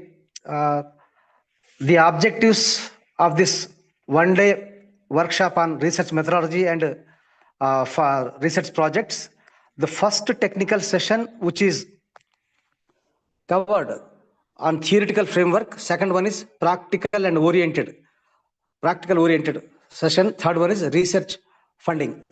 So research methodology and project work, particularly if any faculty want to do any project work, funding is an essential. So how to approach and whom to approach in what way? These are the questions in front of the researcher.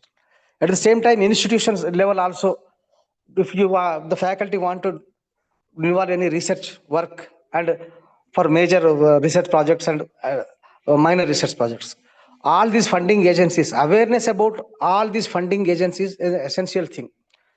And the first part, which is covered the theoretical framework of the research methodology. Without the research process, without the objective, all these things, the process and all those things, hypothesis and everything which was mentioned by Amtul Wahab madam, it gives clear picture about the theoretical aspect of the research methodology. The second session, which was empowered our participants about the proper questionnaire and other tools. What is the instrument and what is the instrumentation, what is the process, and how to formulate the questionnaire, how to collect the data, what is the genuine reliability. Garbage in garbage. It is a worthy, what I mean, sentence, which is applicable for every research. Because collecting the data, whether it is worthy or relevant or irrelevant, in what way we are moving, what are the methods we are applying, all these things gives a kind of sense to the researcher. That's why these online tools also are helping in the processing of the data, whether it is reliable data or unreliable. So overall, if we can observe this national level workshop, which covers all these aspects, are the resource persons who presented their views and their rich experience and their expertise in this area is useful for further researchers and scholars and the students. With this hope, on behalf of the college, on behalf of the Department of Commerce, I thank one and all and our esteemed resource persons for enriching this one-day workshop. And at the same time, our the participants also gain some new thing, knowledge, new areas in new knowledge. That is particularly that online tools as well as questionnaire, as well as research funding, so research methodology and design, all these things which are very worthy to our workshop. And we thank each and everyone for giving this worthy inputs to this workshop, which will enrich it with their presentation as well as with your participation. And this college is thankful to all of you for this one. And before going to conclude this session, we have to uh, uh, end this session with national anthem, because it is a primary duty of every citizen about this thing. Now, over to Hanumandu sir, our convener of this one-day national workshop.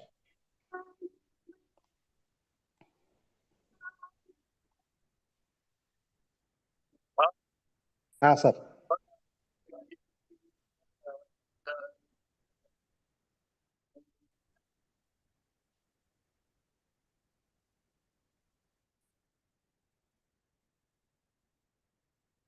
Hello, sir. Now it is time for national anthem, sir.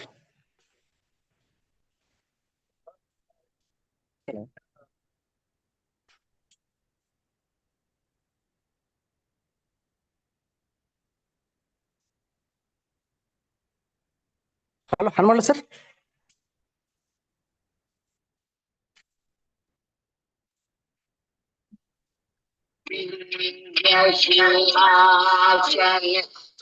Yamuna Ganga Chala.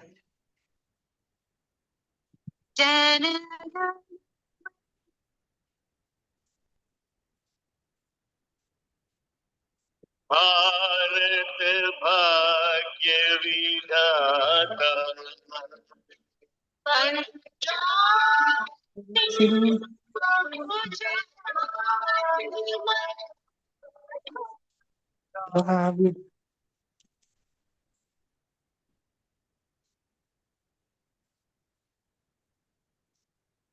Jaya He.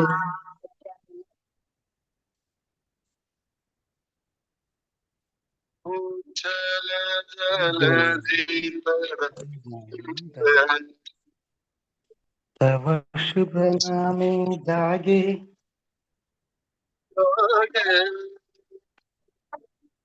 अब शुभ आशीष मांगे आहे आहे तव जय गाथा जनक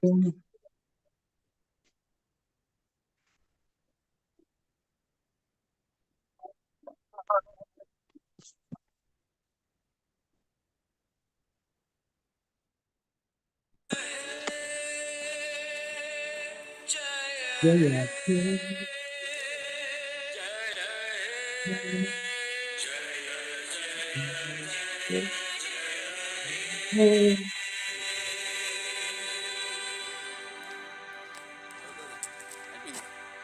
Thank you.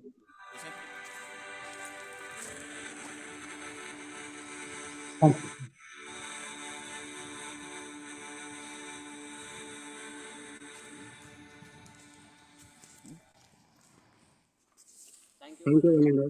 End of the program.